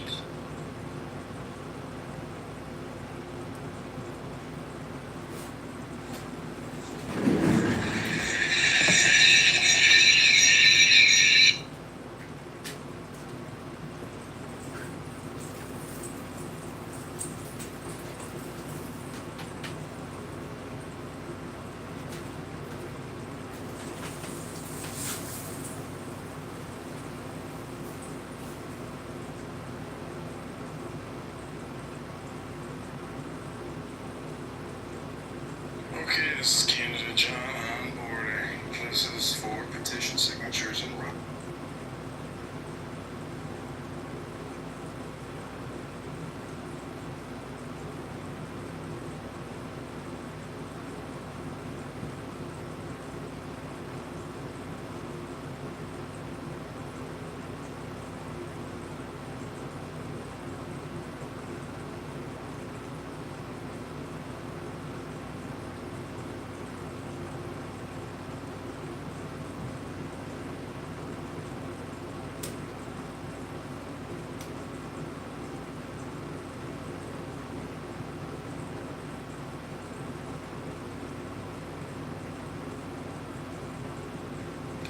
Testing, testing.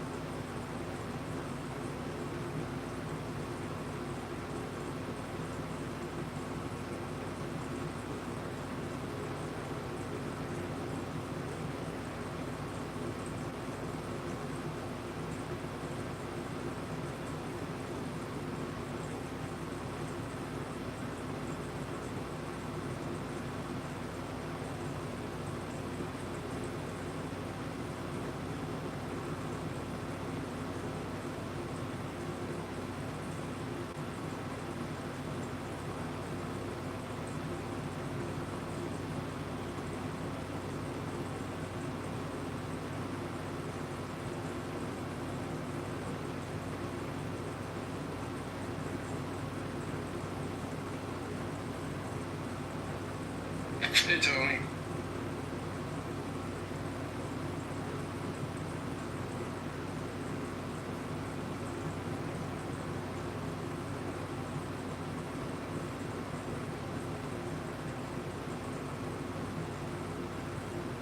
If you want to speak, you can raise your hand. Trying to onboard a petition circulator.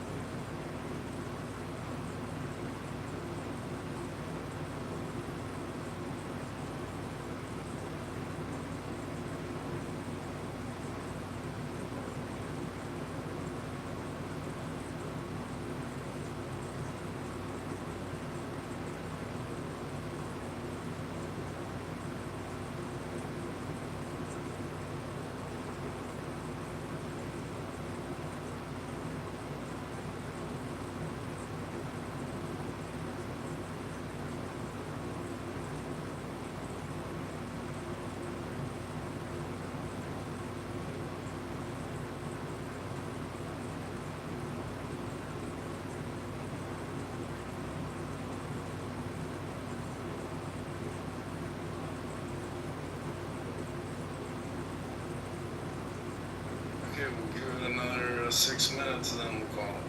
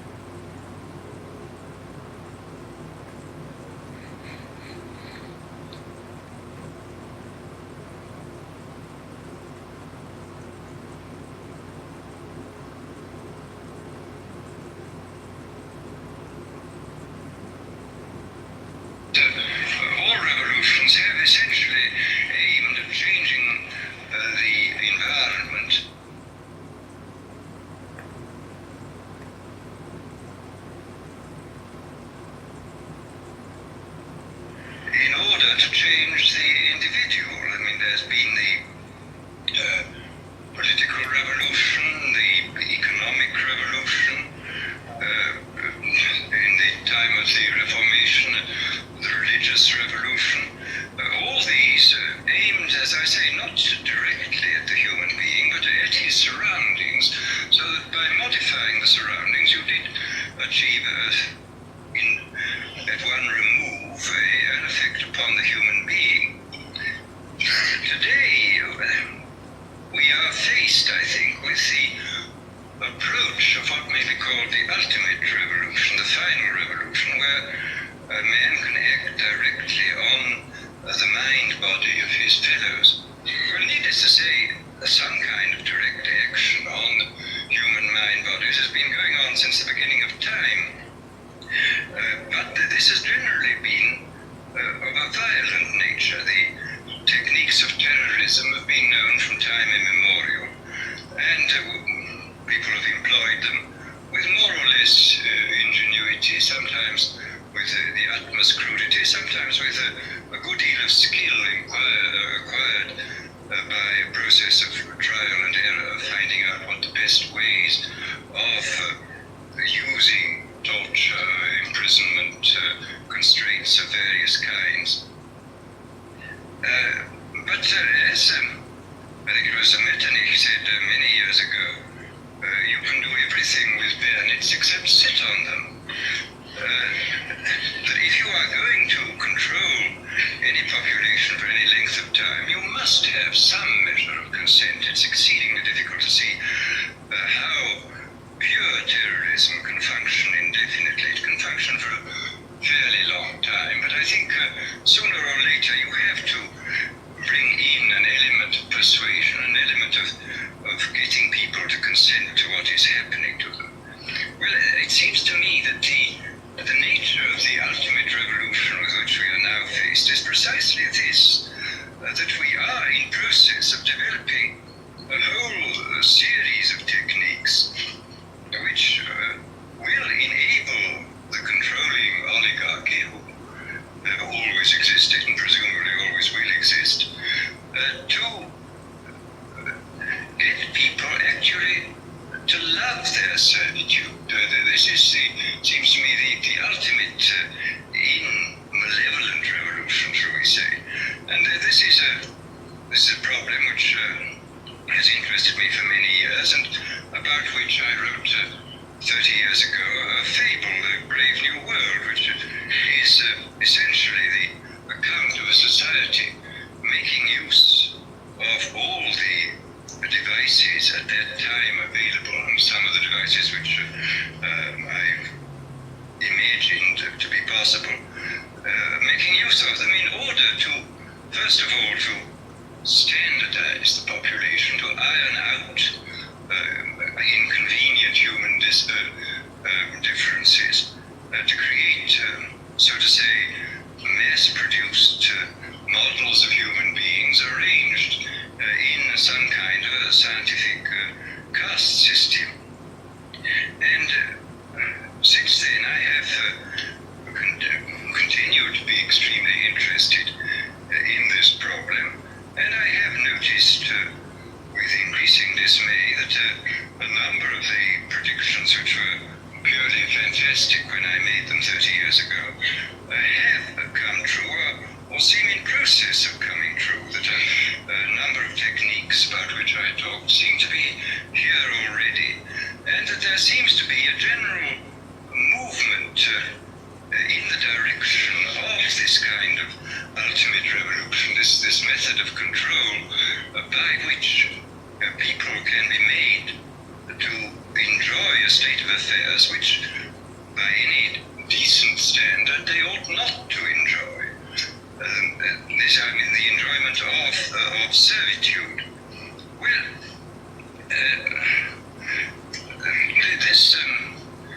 this process, as I say, has gone on for over the years, and I've become more and more interested in what is happening. And here I would like briefly to compare the with another parable which was put forth more recently in George Orwell's book 1984.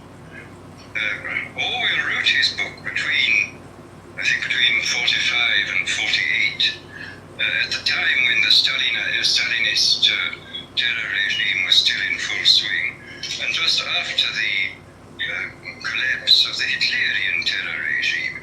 And his book, which I admire greatly, it's a book of very great talent and extraordinary ingenuity, shows is so to say a projection into the future of the immediate past of what for him was the immediate past and the immediate present. It was a projection into the future of a society where control was exercised wholly by terrorism and violent attacks upon the mind body of individuals. Whereas my own book, which was written in 1932, when there was only a mild dictatorship in the form of Mussolini in existence, was not overshadowed by the idea of terrorism. And I was therefore free in a way which Orwell was not free to think about these other methods of control, these non-violent methods. And I'm inclined to think that the scientific dictatorships of the future, and I think there are going to be scientific dictatorships in many parts of the world, will be probably a good deal nearer to the Brave New World pattern than to the 1984 pattern. They will be a good deal nearer, not because of any humanitarian qualms in the scientific dictators, but simply because the Brave New World pattern is probably a good deal more efficient than the other.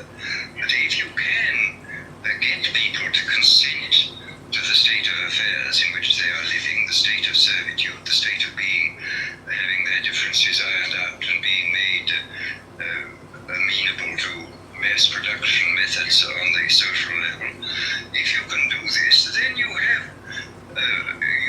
likely to have a much more stable, a much more lasting society, a much more easily controllable society than you would if you were relying wholly on clubs and firing squads and concentration camps. So that my own feeling is that the 1984 picture was tinged, of course, by the immediate past and the present in which Orwell was living, but that the past and present of those years does not represent, I feel, the likely trend of what is going to happen. Needless to say, we shall never get rid of terrorism. This will always find its way to the surface.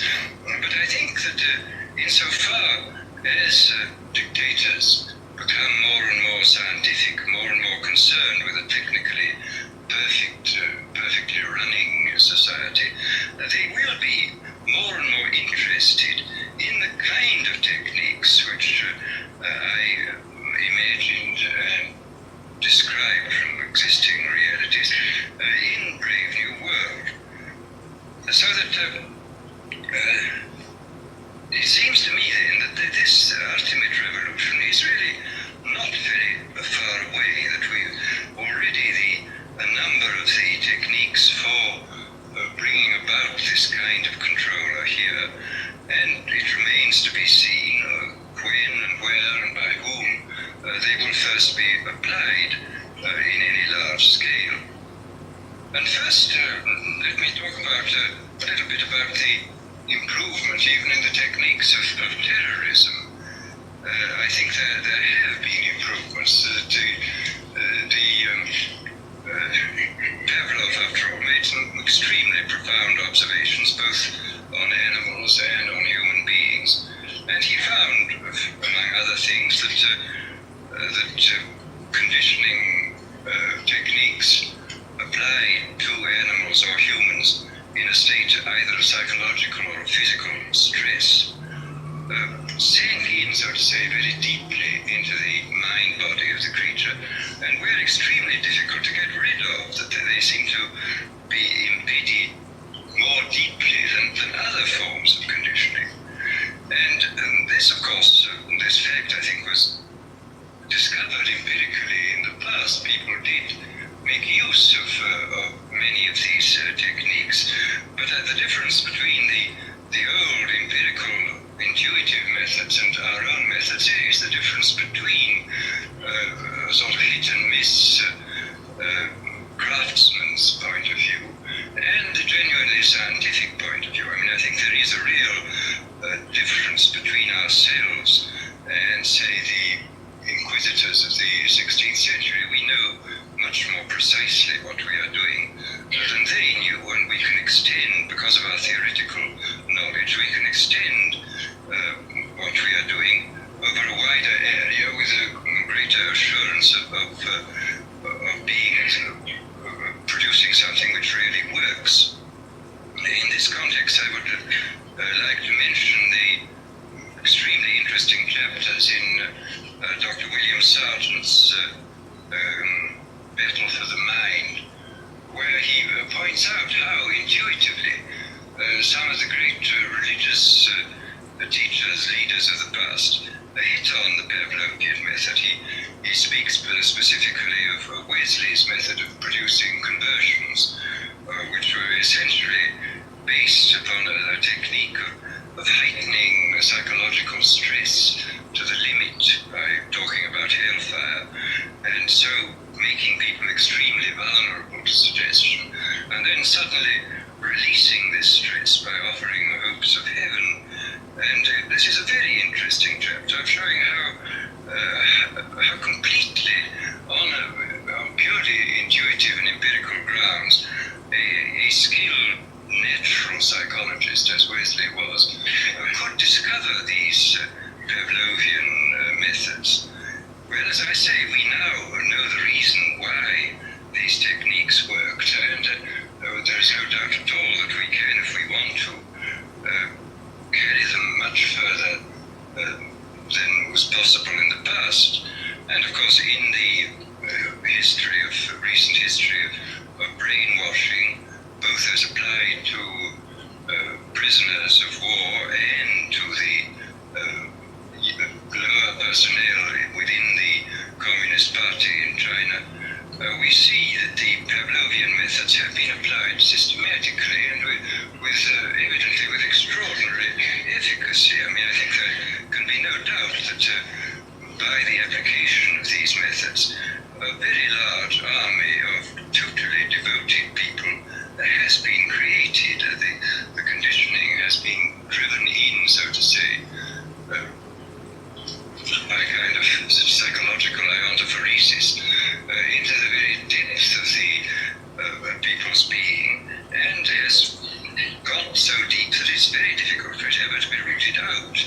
And these methods, I think, are a real refinement on the older methods of terror, because they combine methods of terror with methods of acceptance method, that the person who is subjected to a form of terroristic stress, but for the purpose of inducing a kind of voluntary, quotes, acceptance of the state and the psychological state into which he has been driven, and the state of affairs within which he finds himself.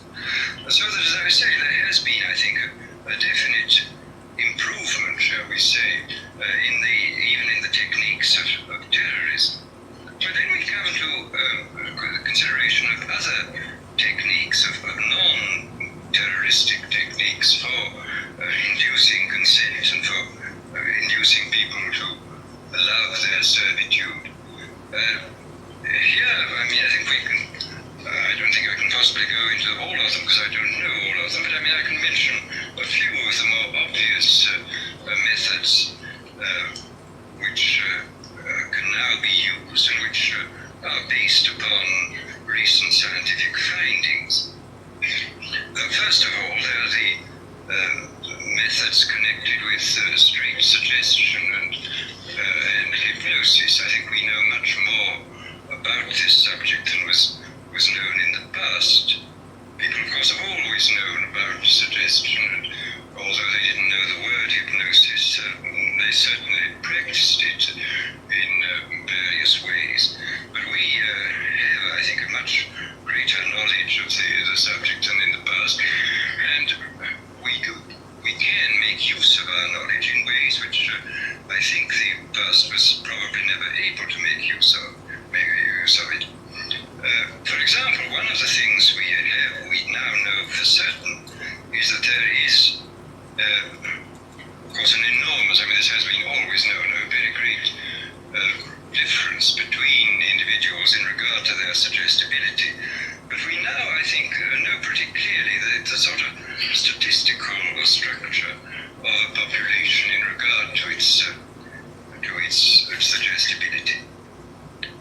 It's very interesting when you look at the findings in different fields. In the field of hypnosis, in the field of administering placebos, for example, in the field of general suggestion, in states of drowsiness or of light sleep, you will find the same sorts of orders of magnitude continually cropping up.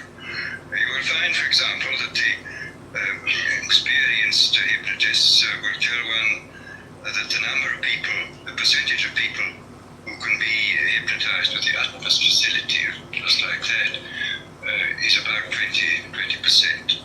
That about a corresponding number at the other end of the scale are very, very difficult or almost impossible to hypnotize, and that in between there lies a large mass of people who can, with more or less difficulty, be hypnotized, that they can gradually be, if you work hard enough at it, be got into the hypnotic state.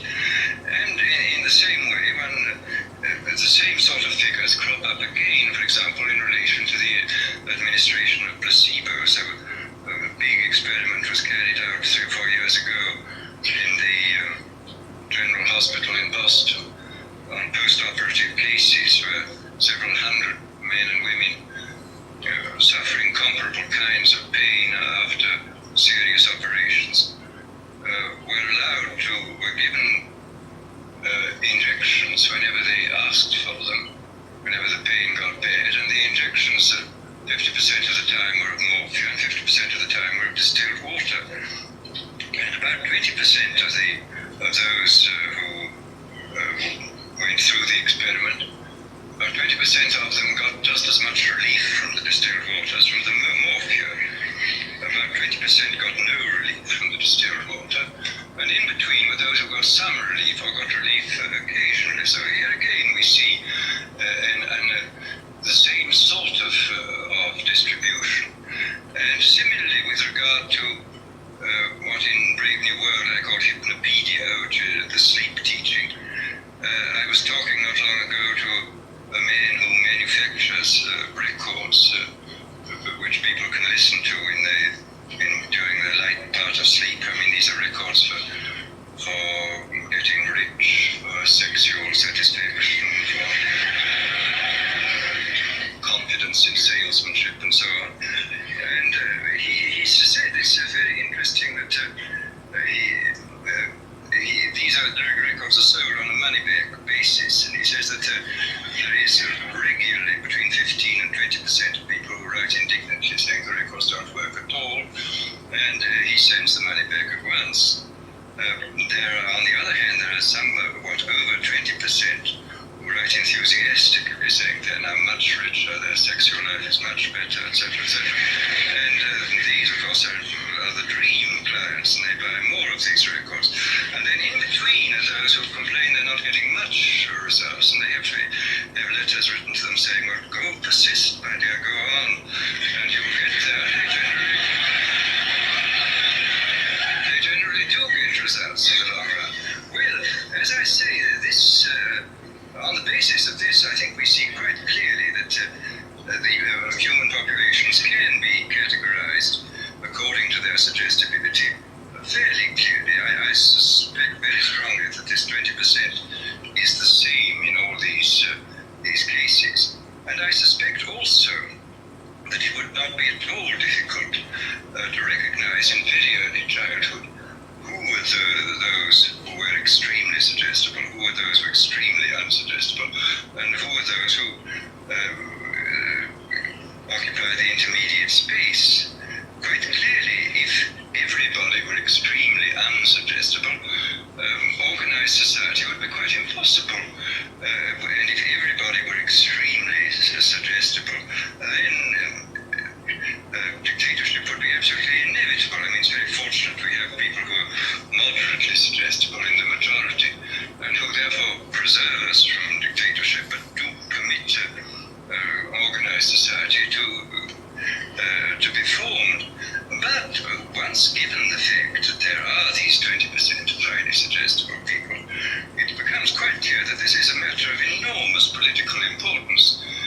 For example, any demagogue who is able to get hold of a large number of these 20% of suggestible people and to organize them is really in a position to overthrow any government in any country. And I mean, I think this, after all, we've had the most incredible example in recent years of what can be done by efficient methods of suggestion and persuasion in the form of Hitler. Anybody who's read, for example, Bullock's Life of Hitler comes forth from this with a sort of horrified admiration for this infernal genius who really understood human weaknesses, I think, almost better than anybody, and who exploited them with all the resources then available. I mean, he knew everything. I mean, for example, he knew intuitively this Pavlovian truth that conditioning installed in a state of stress or fatigue goes much deeper than conditioning installed at other times. This was why all his big speeches were organized at night. He speaks of this quite frankly, of course, in Mein Kampf. He says this was done solely because people are tired at night and therefore are much less capable of resisting persuasion than they would be during the day. And we see in all his techniques, he was using, he had discovered intuitively and by trial and error a great many of the weaknesses which we now know about in a sort of scientific way, I think much more clearly than he does, than he did. But the fact remains that this differential suggestibility, this susceptibility to hypnosis, I do think is something which has to be considered very carefully in relation to any kind of thought about democratic government. I mean, if there are 20% of the people who can really be suggested into believing almost anything, as evidently they can be, then we have to take extremely careful steps to prevent the rise of demagogues who will drive them on into extreme positions and then organize them into very, very dangerous armies, private armies, which may overthrow the government. But this, as I say, is in this field of pure persuasion. I think we know much more than we did in the past, and obviously we now have mechanisms for multiplying the demagogue's voice and image in a quite hallucinatory way. I mean, the television and the radio, Hitler was making enormous use of the radio. He could speak to millions of people simultaneously. I mean, this alone, of course, creates an enormous gulf between the modern and the ancient demagogue. The ancient demagogue could only appeal to as many people as his voice could reach by the yelling at his utmost, but the modern demagogue can touch literally millions at a time, and of course with the multiplication of his image, he can produce this kind of hallucinatory effect, which is of enormous hypnotic and suggestive importance. But then there are various other methods which one can think of which have, thank heaven, as yet not been used, but which obviously could be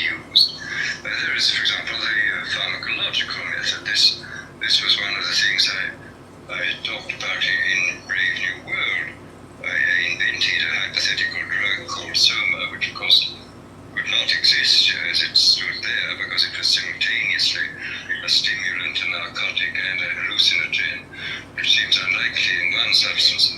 But the point is that in several, if you applied several different substances, you could get almost all these results even now. And the really interesting thing about the new chemical substances, the new mind-changing drugs, is this, that whereas if you look back into history, it's clear that man has always had a hankering after mind-changing chemicals. He has always desired to take holidays from himself. But and this is the most extraordinary fact of all, is that every naturally occurring stimulant, narcotic, sedative, or hallucinogen was discovered before the dawn of history. I don't think there is one single one of these naturally occurring ones which modern science has discovered. Modern science, of course, has discovered better ways of extracting the active principles from these drugs, and of course has discovered numerous ways of synthesizing new substances of extreme power. But the actual discovery of these naturally occurring things was made by primitive men, goodness knows how many centuries ago. There is, for example, in the underneath the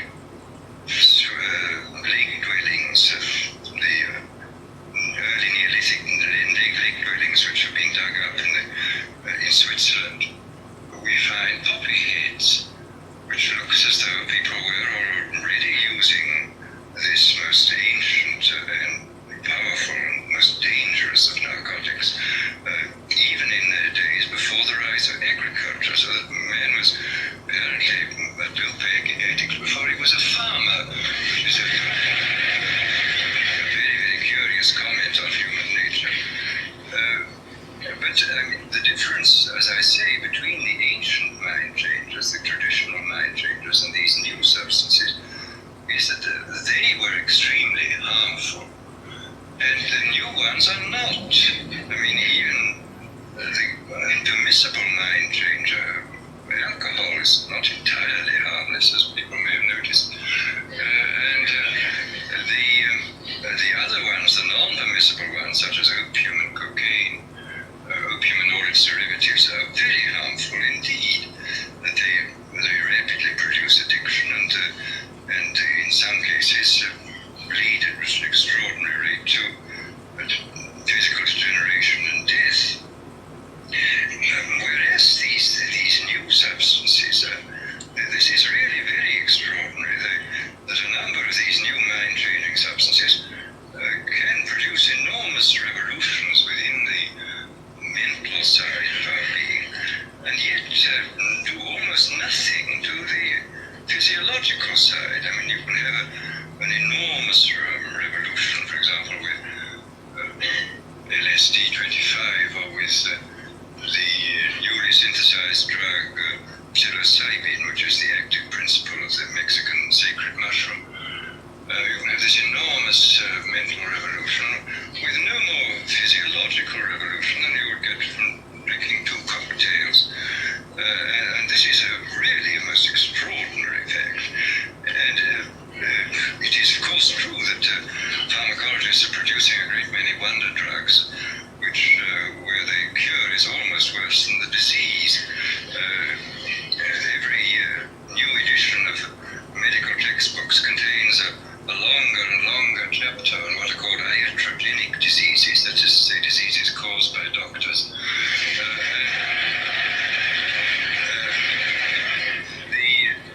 And this is quite true, that many of the wonder drugs are extremely dangerous. I mean, they can produce extraordinary effects in critical conditions. They should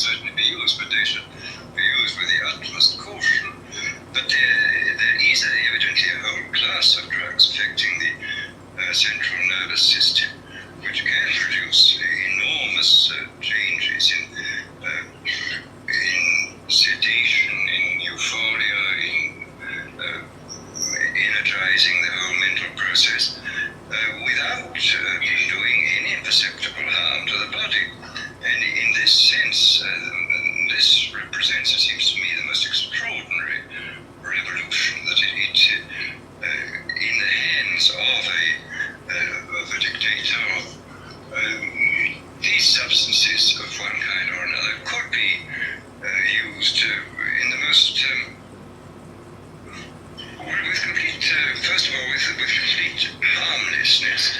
And the result would be that, you can imagine a euphoric which would make people thoroughly happy, even in the most abominable circumstances. These things are possible. This is the extraordinary thing. After all, this has even been true with the crude oil drugs. As a houseman years ago remarked apropos of Milton's Paradise Lost, he says, and beer does more than Milton can to justify God's ways to man. And beer is, of course, an extremely crude drug compared with these ones. And you can certainly say that some of the psychic energizers and the new hallucinants can do incomparably more than Milton and all the theologians combined could possibly do to make the terrifying mystery of our existence seem more tolerable than it does. So that here, I think one has an enormous area in which the ultimate revolution could function very well indeed. An area in which a great deal of control could be used by, not through terror, but through making life seem much more enjoyable than it normally does. Enjoyable to the point where, as I have said before, human beings come to love a state of things which by any reasonable and decent human standard they ought not to love. And this, I think, is perfectly possible. But then, very briefly, let me speak about one of the more recent developments in the sphere of neurology, the implantation of electrodes in the brain. This, of course, has been done on a large scale in animals, and in a few cases it's been done in cases of the hopelessly insane. And it is, anybody who's watched the behavior of rats with electrodes planted in different centers must come away from this experience with the most extraordinary doubts about what on earth is in store for us if ever this is got hold of by a dictator. I saw not long ago some rats in Magoon's laboratory at UCLA. There were two sets of them, one with electrodes planted in a pleasure center, and these rats were the technique was that they had a bar which they pressed, which turned on a very small current for a short space of time, which made a wire connected with their electrode, and which stimulated this pleasure center, which was evidently absolutely ecstatic, because these rats were pressing the bar 18,000 times a day. Apparently, if you kept them from pressing the bar for a day, they would press the bar 36,000 times on the following day, and would fall till they fell down in complete exhaustion. And they would neither eat nor be interested in the opposite sex, and would just go on pressing this bar. Then the most extraordinary rats were those where the electrode was planted halfway between a pleasure and a pain center, and where evidently the result was a kind of mixture of wonderful ecstasy and being on the rack at the same time. You would see the rats are looking at its bar and some say to be or not to be, that is the question. Finally got approach to it, and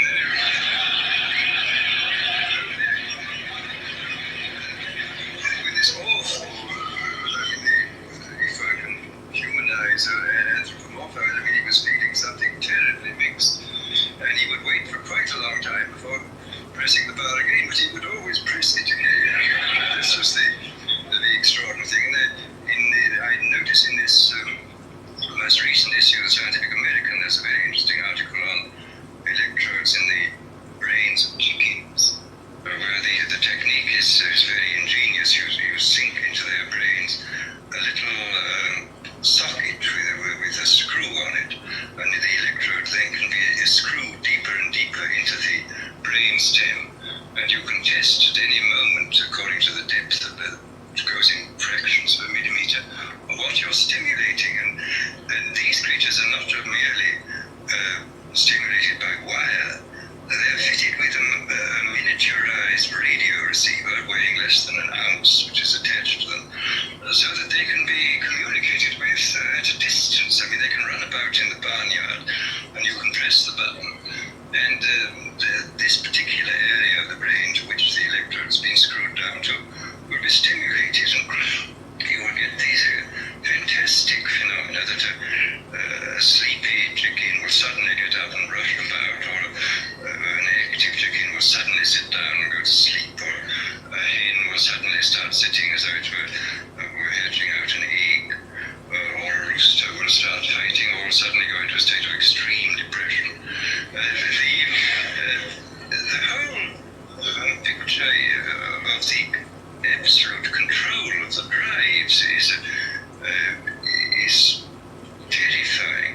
And in the cases, a few cases in which this has been done with very sick human beings, the effects are evidently very remarkable too.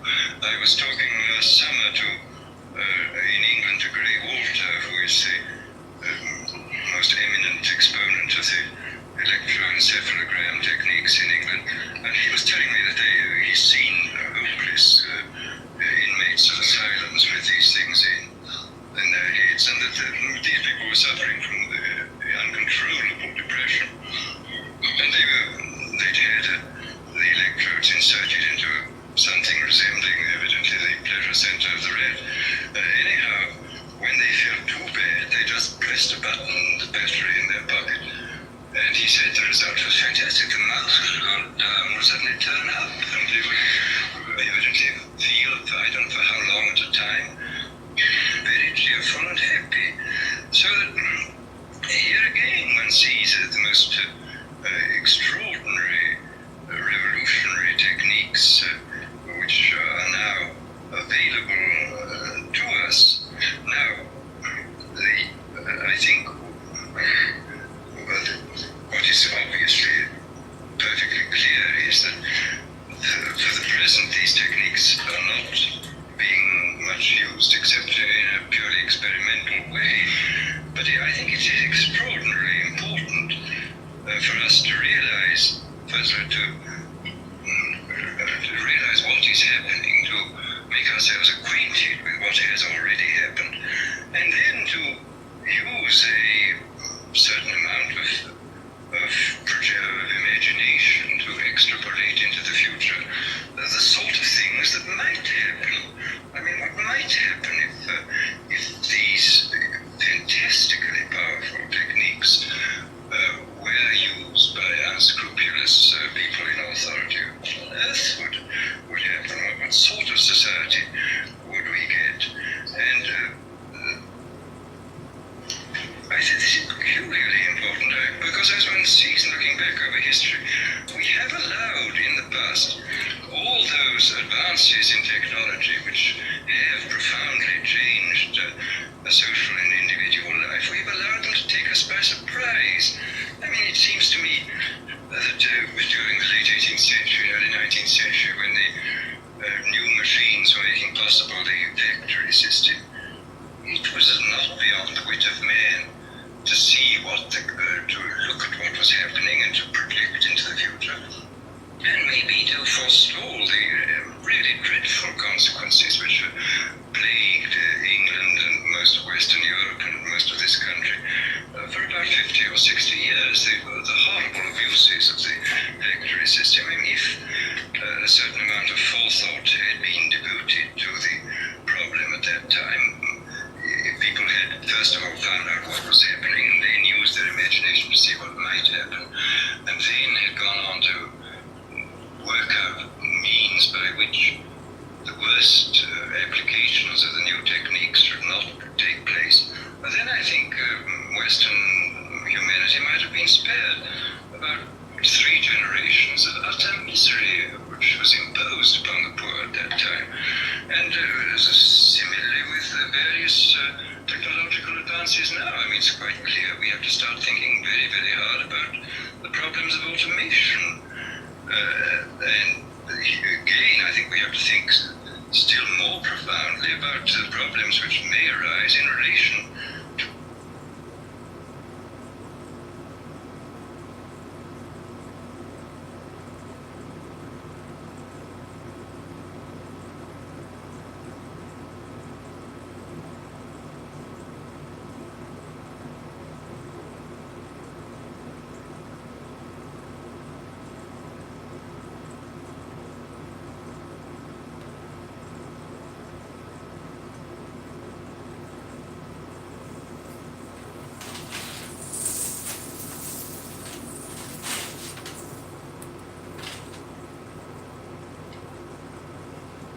And so, literally get, it's like, the whole term Southern hospitality comes from this idea that what you say may or may not have consequences, right? Freedom of speech be damned. Gary, if I walk down Lexington Avenue and I insult, and I said this on, in a group chat, I insult 100 people, and the 99th person decides to either take a swing, take a stab, or do something, it's not about whether it's right or wrong anymore, right? You can't send right or wrong flowers. Well, nobody's going to cut you out on the internet. But that's the point I'm getting to, right? So we used to live in what I believe, in a society where you thought about what you said in certain situations because there could be consequences. That's just the truth of it. It's not about right or wrong, because right or wrong is always relative. But now it's like I can say anything to anyone I want on the internet, and consequences be damned. There's really no thought of what might happen if I say or do this. And I'm sure someone is going to say, oh, well, we have freedom of speech, we have this, we have that.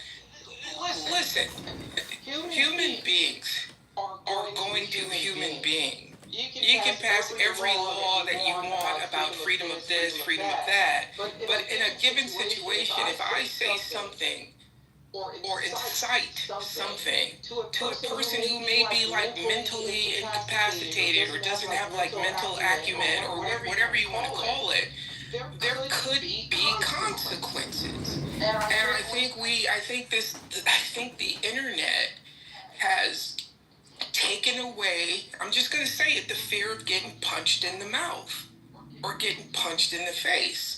Because people aren't getting punched in the face for the things that they say anymore. And that's the New Yorker in me. It might be rude, it might be whatever, but I grew up in an environment where you thought about what you said because there could be consequences.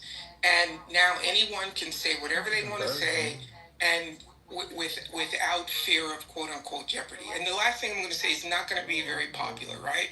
But when I heard about this guy, I started getting, like, I'm telling you, every third video was about Charlie Kirk. So now the algorithm is literally feeding me because they want me to watch the He is much bigger in depth than he ever was in life, I think is your point. Yeah. And they want me to watch the pre-roll ads, and now there's an ad in the middle of the video. I'm just being marketed to. But what I will say is, what bothers me since in the past 2 days is now it's like, well, let's forget everything he said in life, right? Let's just forget these things. Well, here's the thing about that. It's a very, very narrow tightrope that you're walking on that issue. Because the man was assassinated. He's got these three beautiful young children and a young wife. It resonates with all of us, whether we agreed with him or not. And we want to be careful, of course, to not even allege. I don't want to victim shame or anything. Right. We don't want to allege that he's a victim of his own making, and if he hadn't exercised his First Amendment rights, he'd still be alive, and especially because some people viewed some of the things that he said as hateful. So, we don't want to imply that he got what he deserved. No, so but also, I don't believe that when a person dies, whether it's violently or otherwise, that we should ignore them, ignore certain parts of who they were when they were alive. They're people who. Like when President Carter died, there were all these laudatory things said about President Carter, and rightly so, especially in my opinion, the things that he did after he was president, his building homes for poor people and all that, that was him. I mean, he actually went out there on his own. He actually rolled up his sleeves and, as a former president, and helped build some of those Habitat for Humanity homes. He deserved a lot of credit for that. There were some things that he did, some things that he said, some of the policies when he was president that were not so commendable. Well, of course, at the time the person dies, even not violently, after a really long life from natural causes as he did, we feel that it's not proper, it doesn't feel right to analyze their life too much. And I think, he hasn't even been put in the ground yet. So I think that I personally fall on the side of, yes, I'm aware of some of the things that he said and did and espoused that I found distasteful. But I don't think this is a proper time to air them. Give it a chance to breathe. Yeah, no, because I guess what I was going to say, though, is that it's not, like, what I was going to say is that the same proponents for free speech are now telling people that they can't say anything. Well, the State Department actually issued an advisory to all foreigners, and it's not just people who are in the country illegally. They issued them an advisory, and it's the State Department, mind you. So you know what's implied here. Do not say anything negative about Charlie Kirk. Well, that's downright un-American and violates the First Amendment and the Constitution. Applies to everybody in the country, not just to American citizens in the country. Well, no, because it's rules for thee and not for me, right? And that's the part that really concerns me. Right. And but I think personally, I don't feel comfortable exploring with any great depth the character of Charlie. Listen, we never talked about him before on this forum. I didn't know who he was. Right. I never heard of this guy. Right. So, I don't really much care what his positions were when he was alive. If I was aware of it at the time that he was alive, I probably, some of the things that he espoused, I would have raised issues with. But I never followed him. I knew who he was, of course, but I never followed him closely enough to take a microscopic look at the positions he took. So I happen to fall in the category of, let's just, let the air breathe a little bit. And, in a week or two, if you want to talk about Charlie Kirk and what he stood for and the people who now feel that they have to pick up the gauntlet, and whether that's good for America or whether it's problematic, I think that's a fair thing to do. But I think at this moment, I personally am not comfortable with that kind of discourse. But you are right. If people do feel comfortable, they have the right to say it, and they shouldn't be shut down. You're correct. That was my only point. So have a good weekend, guys. Thank you, Daryl. Jaya, I'm going to apologize to you now. We're not going to get to you. You got on the stage too late. The rule is anybody who comes on stage No worries. We'll get to you next time. Get in here before 5 minutes to 6 Eastern time. What's that? I wanted to say kiddish for Charlie prayers. All right. Well, you can say kiddish for him all you want, but not here, unfortunately. Daryl, Chris. Oh, Daryl, we just talked to Chris and Anson. Anson will get the last word. Chris. Oh, Gary, I was in a great spirit before you said that last part and cut Daryl off. And I get it. This is your space and not Charlie Kirk's. No, I don't think I cut him off. I don't think I cut him off. I think we had a dialogue. I don't think I actually cut him off. I would like to finish what I'm saying so you can understand what I'm saying. Because what you just stated was we should give Charlie Kirk the respect to not speak about his actual words that were not positive. And the sad part is he did not offer that same respect to anybody as long as it could help his bottom line. So I hear what you're saying because this is your space. But Charlie Kirk probably does not deserve that much respect even out of yourself, because Charlie Kirk didn't care about who died and how they died. He was going to make it into something that he could profit up of, i.e. George Floyd, telling the world that George Floyd died. You can have that belief. Okay. And I can agree. And I can agree with that belief, but that's really not the topic of the room. And I'm gonna get to it. And I'm gonna get to the topic. So I wanted to speak that for Daryl, because I don't know if Daryl even seen that as something that actually happened in real time. We censored her. We censored Daryl for the sake of a person who would not censor himself for a person's emotional feelings, even before the body got cold. So let me get to the topic. So topic is social media spawning political violence? No, Scott said it best. I'm mad Scott left because I was going to give him his praise, but Scott said it best. Political violence has been going on for centuries. This is not spewing it. If anything, this is allowing more people to catch hold of misinformation and rhetoric that can push into violence faster. I mean, we always had newspapers. There was always people that came into town and did speeches of such sort, similar to what he's done in generations prior. That what he was doing wasn't anything brand new. The brand new part is him being able to jump on a camera, put it on internet, and allow internet to just funnel whatever he decided to say through to the masses. Now, whatever, I think somebody spoke about it, whatever financial backing he had that was helping him push the agenda, well, that's another conversation. But he had the freedom to get on those stages and say what he damn well pleased. Facts or no facts. Misinformation or non-misinformation. He would go up there and speak his agenda. So I don't think that it's the internet that is, or the social media that is doing the propagating of violence. Now, what I will say is I think and somebody else said this prior to me, that the violence is being amplified for the sake of money. Yeah, social media is a business. Regardless of how we use it, it is a company. It is somebody looking for a bottom line and a profit.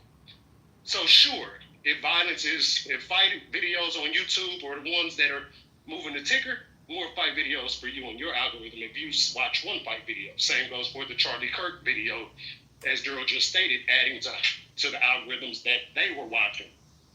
So it makes sense to me that social media needs to be paid attention to as a company and not as, oh, my friend in my pocket I can talk to whenever I feel like it or get reassurance whenever I need it. We need to start paying attention that those things aren't for our best interest, even if they are within your interest. They're feeding you so they can purchase dinner for their family. They're feeding you so they can make sure they have pilots for their private jet. They're feeding us so they can benefit regardless of how we feel about it. Also, i.e. Charlie Kirk. The things that Charlie Kirk was saying may have been in his mind believable to himself, but he wasn't feeding us his belief because he believed that it was the best thing he could do. He was doing that so he can make a profit. He was a business. His voice. Well, how do you know that? How do you know that? Because he propagated it as many times as he could in networks and social sites that would pay him. He started a website. Right, because he was trying to fund his Turning Point. And I said for money. I said for profit. But the Turning need a profit to get the message out. But then Turning right, and so then Turning Point uses that money to get the message out. So at the bottom line of this is it turns to a profit. Okay, so you don't think that he was really motivated by spreading a message that he believed he was? No, not at all. I don't think he was. But how do you know that? But how do you know that? How do you know that? He was inspired by Jesus Christ. How do you know that? I don't think God gave him the message to portray the message he was pushing with false information. How do you know that? Okay, sure. If you believe that your God or your belief system will tell you to lie to people for the sake of your own game, then maybe we're not reading the same Bible. But that's not the Bible I've read. That's not the information I've consumed from the Bible. I don't know how many branches there. I don't know how many branches there are of Christianity, but there are thousands of branches of Christianity. That doesn't make them right, Gary. I'm not saying it does, because they contradict each other. So the ones that contradict the others, obviously, at least one of them is not right, and maybe both of them aren't right. And he's contradicted most people. But how do you know he was not following what his faith told him to follow? Oh, I'm sure if that's the message he wanted to pray, he could say it, and on the internet he would be able to get away with it, and that would be free speech. And so he could tell us that, but that's not how he moved. He moved in the light of making money and pushing an agenda. All right. So is there something particularly evil if that, in fact, is the case, that he's trying to make money? I'm sure at your job,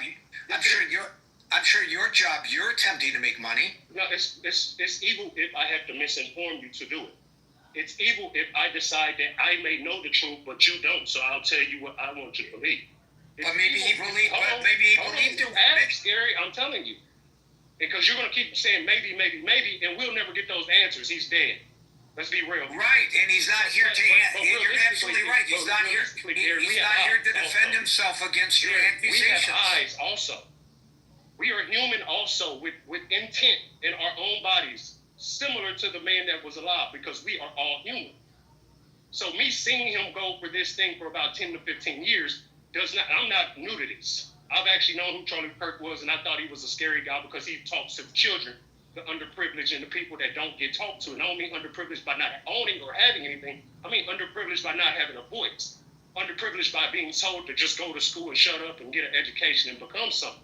So he's speaking directly to them. I've understood and paid attention to what Charlie Kirk was doing. It's just ironic that a lot of people weren't, because they were talking to the youth, and especially he was talking to the white youth. He was speaking to young, white, impressionable men, similar to the Andrew Tates of the world. So I get what you're saying, Gary. I don't want it to sound like, oh, he's just bashing him because he's dead. No, this guy has been spewing false truths for a very long time, and he should not die this way, and his kids did not deserve that. But when you speak things to people that are possibly irrational because they don't have the development yet, something has a possibility to happen to you, even if you're speaking positive people. Jesus Christ again. So should we temper our public? Yes. As Daryl just stated, you should definitely be able to look at your voice and say, hey, maybe this is not the right angle for my safety. Maybe I do want to go home to my children. Maybe I do want to go home to my children every single night. And maybe this message is not the message that would allow me to do so. Would you apply that? Would you apply that? I'm going to ask you one last question, then I'm moving on to Anson. Would you apply? I'm sure you're going to take up all my time, but that's fine. It's your state. Go ahead. Would you apply that standard to Martin Luther King? I would apply that standard to anybody that's going outside speaking. Right, I'm asking you specifically. Excuse me. You keep interrupting me, Gary. I'm asking you specifically. It's a yes or no question. It's not a yes or no question, because there's nuance in all of this. There's nuance in all of this. No, Chris. Come on. Calm down, all right? I don't feel comfortable with suggesting that I know, or you know, or anyone knows the motive of the shooter. We don't know what was in his mind. It might come out, but we don't know his motive. And how do we know what's in the mind and the heart and the soul of another individual? Oh, he's only doing it to make money? Maybe that's true. But I'm not so sure you or I are in a position to reach that conclusion. This is not to say that I'm not as disturbed about some of the things that he espoused as you are. I am. But I'm just saying we have to be careful not to speak for other people. It's happened to me on this stage many times, and I've shut the person down for trying to speak on my behalf because I'm perfectly capable of speaking for myself. People can ask me, and I'm happy to answer them, but don't speak on my behalf. If after I speak, you think I'm lying, you question my veracity, that's on you. But I try to be as forthright as possible. He's not here to defend himself against the accusation that he was just motivated by money. And I don't think it's fair to do that, even if I find some of what he espoused to be as distasteful as you do. And that's the only reason I interrupted you. And it's not a question of it being my stage. It's a question of how I want the conversations to be approached in this forum. Anson, you get the last word. Stan, you came up late. Anson, you get the last word. The only reason I came up was to answer the question of the room directly with an emphatic yes. I do believe that social media is fanning the flames to a greater extent than I've ever seen the fans flamed in my lifetime. And Scott, when you mentioned the late 60s, I was an adult in uniform and I lived through that time. And I know exactly what you're talking about. But just imagine had the internet been up and running, how fast and farther, how much faster and farther that stuff would have spread. But I don't have any, Howard, I haven't done any deep research, so I don't have any statistics for you. But that's my observation.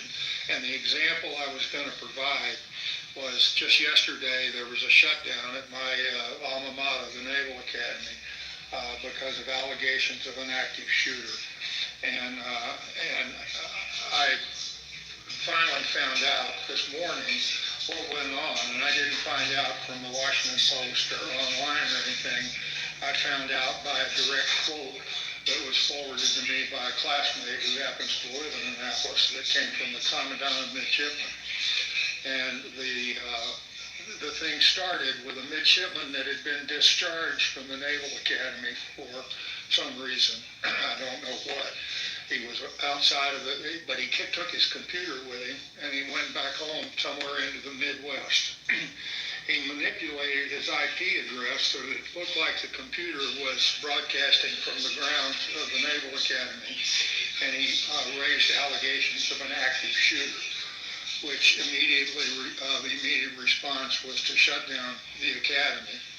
And during the course of that shutdown, security guards were going through places, including Bancroft Hall, the dormitory, to find out what was going on.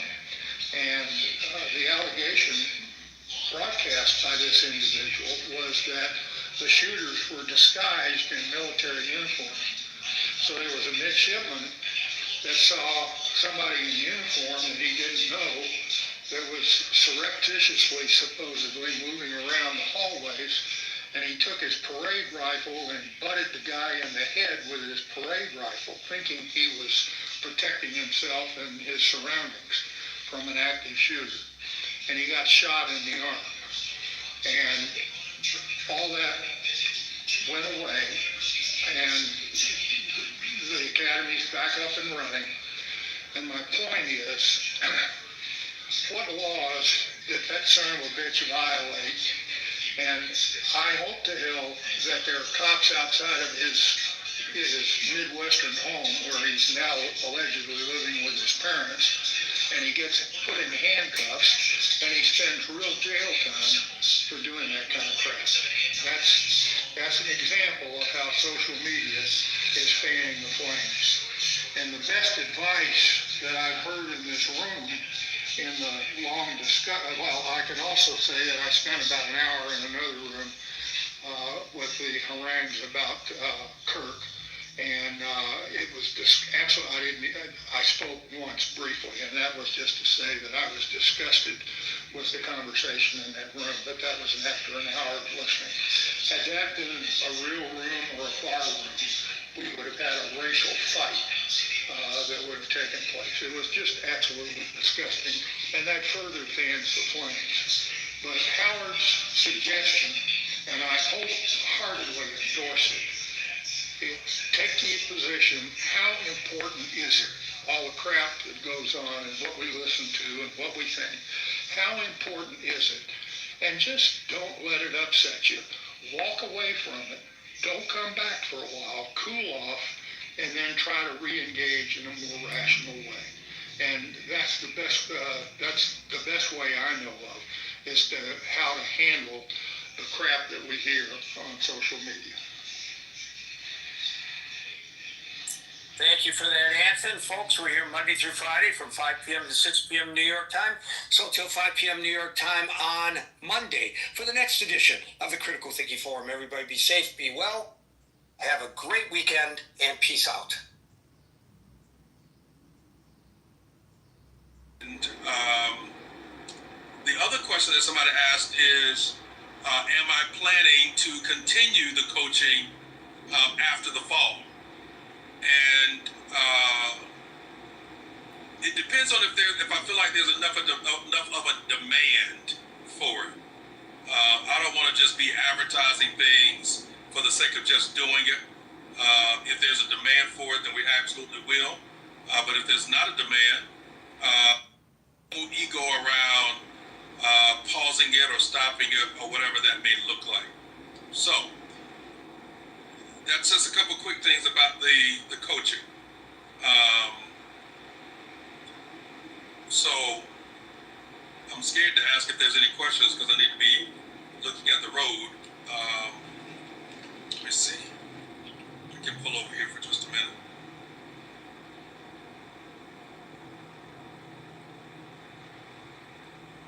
Listening to the replay from this morning.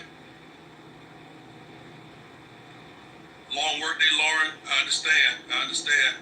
Hey, Michelle, blessings to you. Everybody that's speaking to me. Good to see y'all. Thank y'all for jumping in the room. Listen, let me just say this, too. Let me say this really fast. I want to appreciate y'all. Because, listen, y'all make sure that your boy, when I go live, y'all make sure I'm not the only one in the room. And I appreciate that. I know some people that jump on this app and they say they jump in on their rooms and nobody comes into the room. And, man, I feel good because when I go live, I'm like, man, there's some wisdom walkers that's going to jump in and holler at me. Say, hey, what's up? Check in and all that kind of stuff.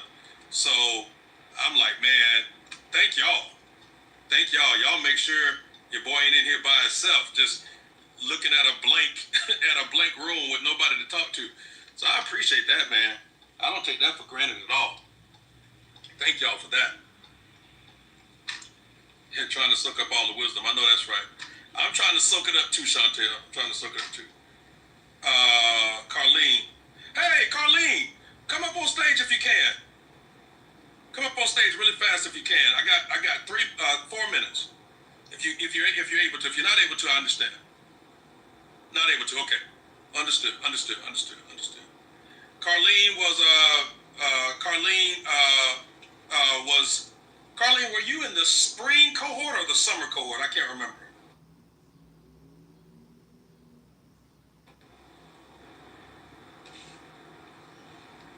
Spring, okay. Yeah. So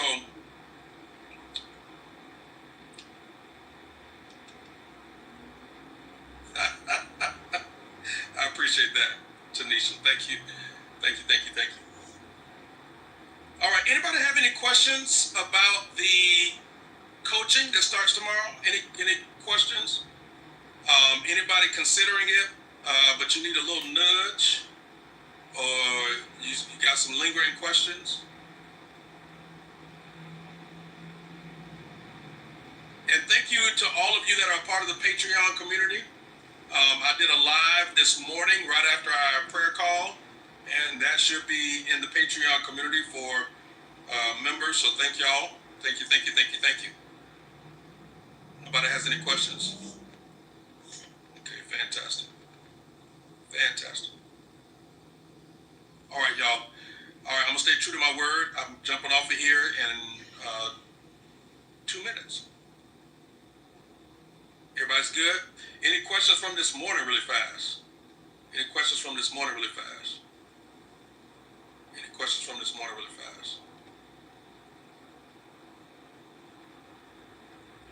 Felt like this morning was really, really insightful.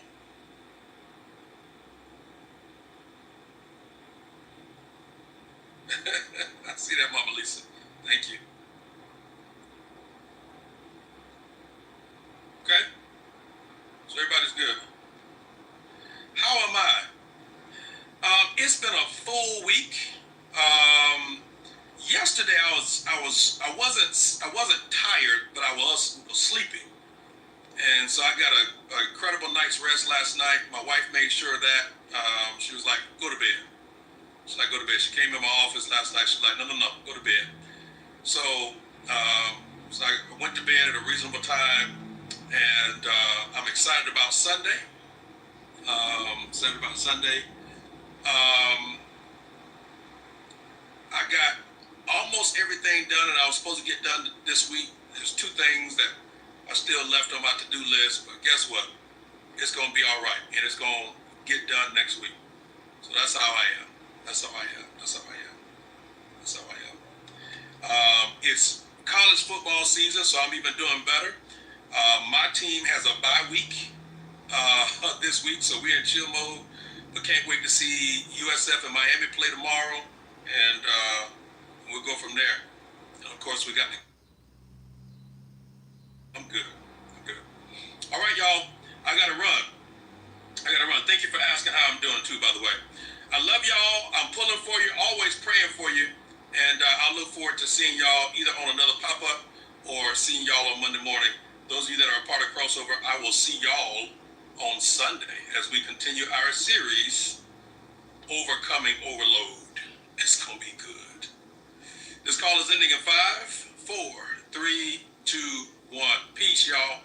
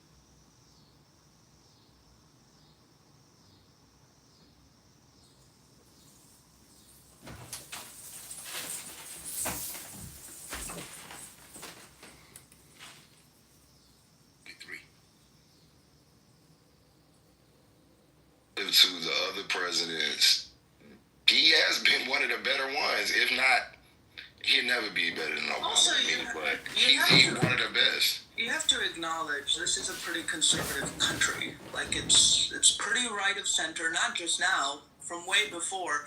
That's the only way Democrats win anything is by, I don't know if it's still working now, but claiming to be quote unquote moderate and moving to the right. Like the country is very conservative. Hey, so I'm gonna just give the points just to wrap it all up. So for the two gentlemen, listen. When Joe Biden was in office as a senator in the '90s, there were other senators and other House of Representative members, right, who signed the bill into law, and then the president signed the law. So he's one person. Thing two, and I want you to think about this real quick. When he became the president, right, and a few of us talked about him forgiving student loans. He forgave 2 student loans at my household because he forgave mine and my wife's. So yeah, I thank him for that. But here's the thing about that: he did it using an executive order, meaning that he had to take it upon himself, figure out him and his lawyers how to make this happen, and actually did it, right? So that means there was no congressional law passed behind it. You understand what that means? That means he did that, and he did it by himself from the executive branch. So he put his foot forward without anybody else. No other parts of the government. Do you get that part? So I want you to weigh those two, right? Weigh when he was a legislator and he had to contribute to a bill along with others, and the president has to sign it, opposed to him creating an executive order to get rid of our student loans by himself as the executor. I want you to put that together, right, and figure out which one do you think, right, people will say, oh, that benefited me. Just go with that for a second.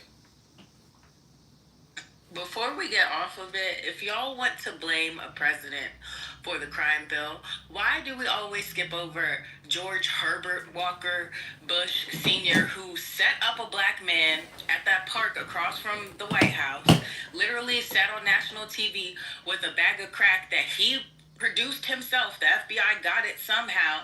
There was no crack being sold across the street from the White House, but this man manifested some crack, sat on the news, and literally started the crack epidemic and all of this emphasis on crime.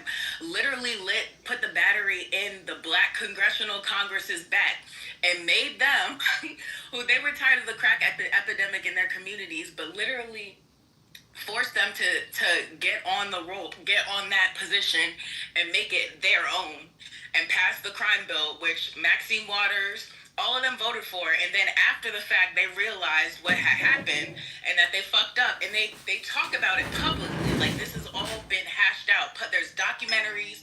We could look on YouTube and see George H.W. Bush in the Oval Office with a bag of crack that he manifested himself. I don't know why we keep trying to put this on Joe Biden when it was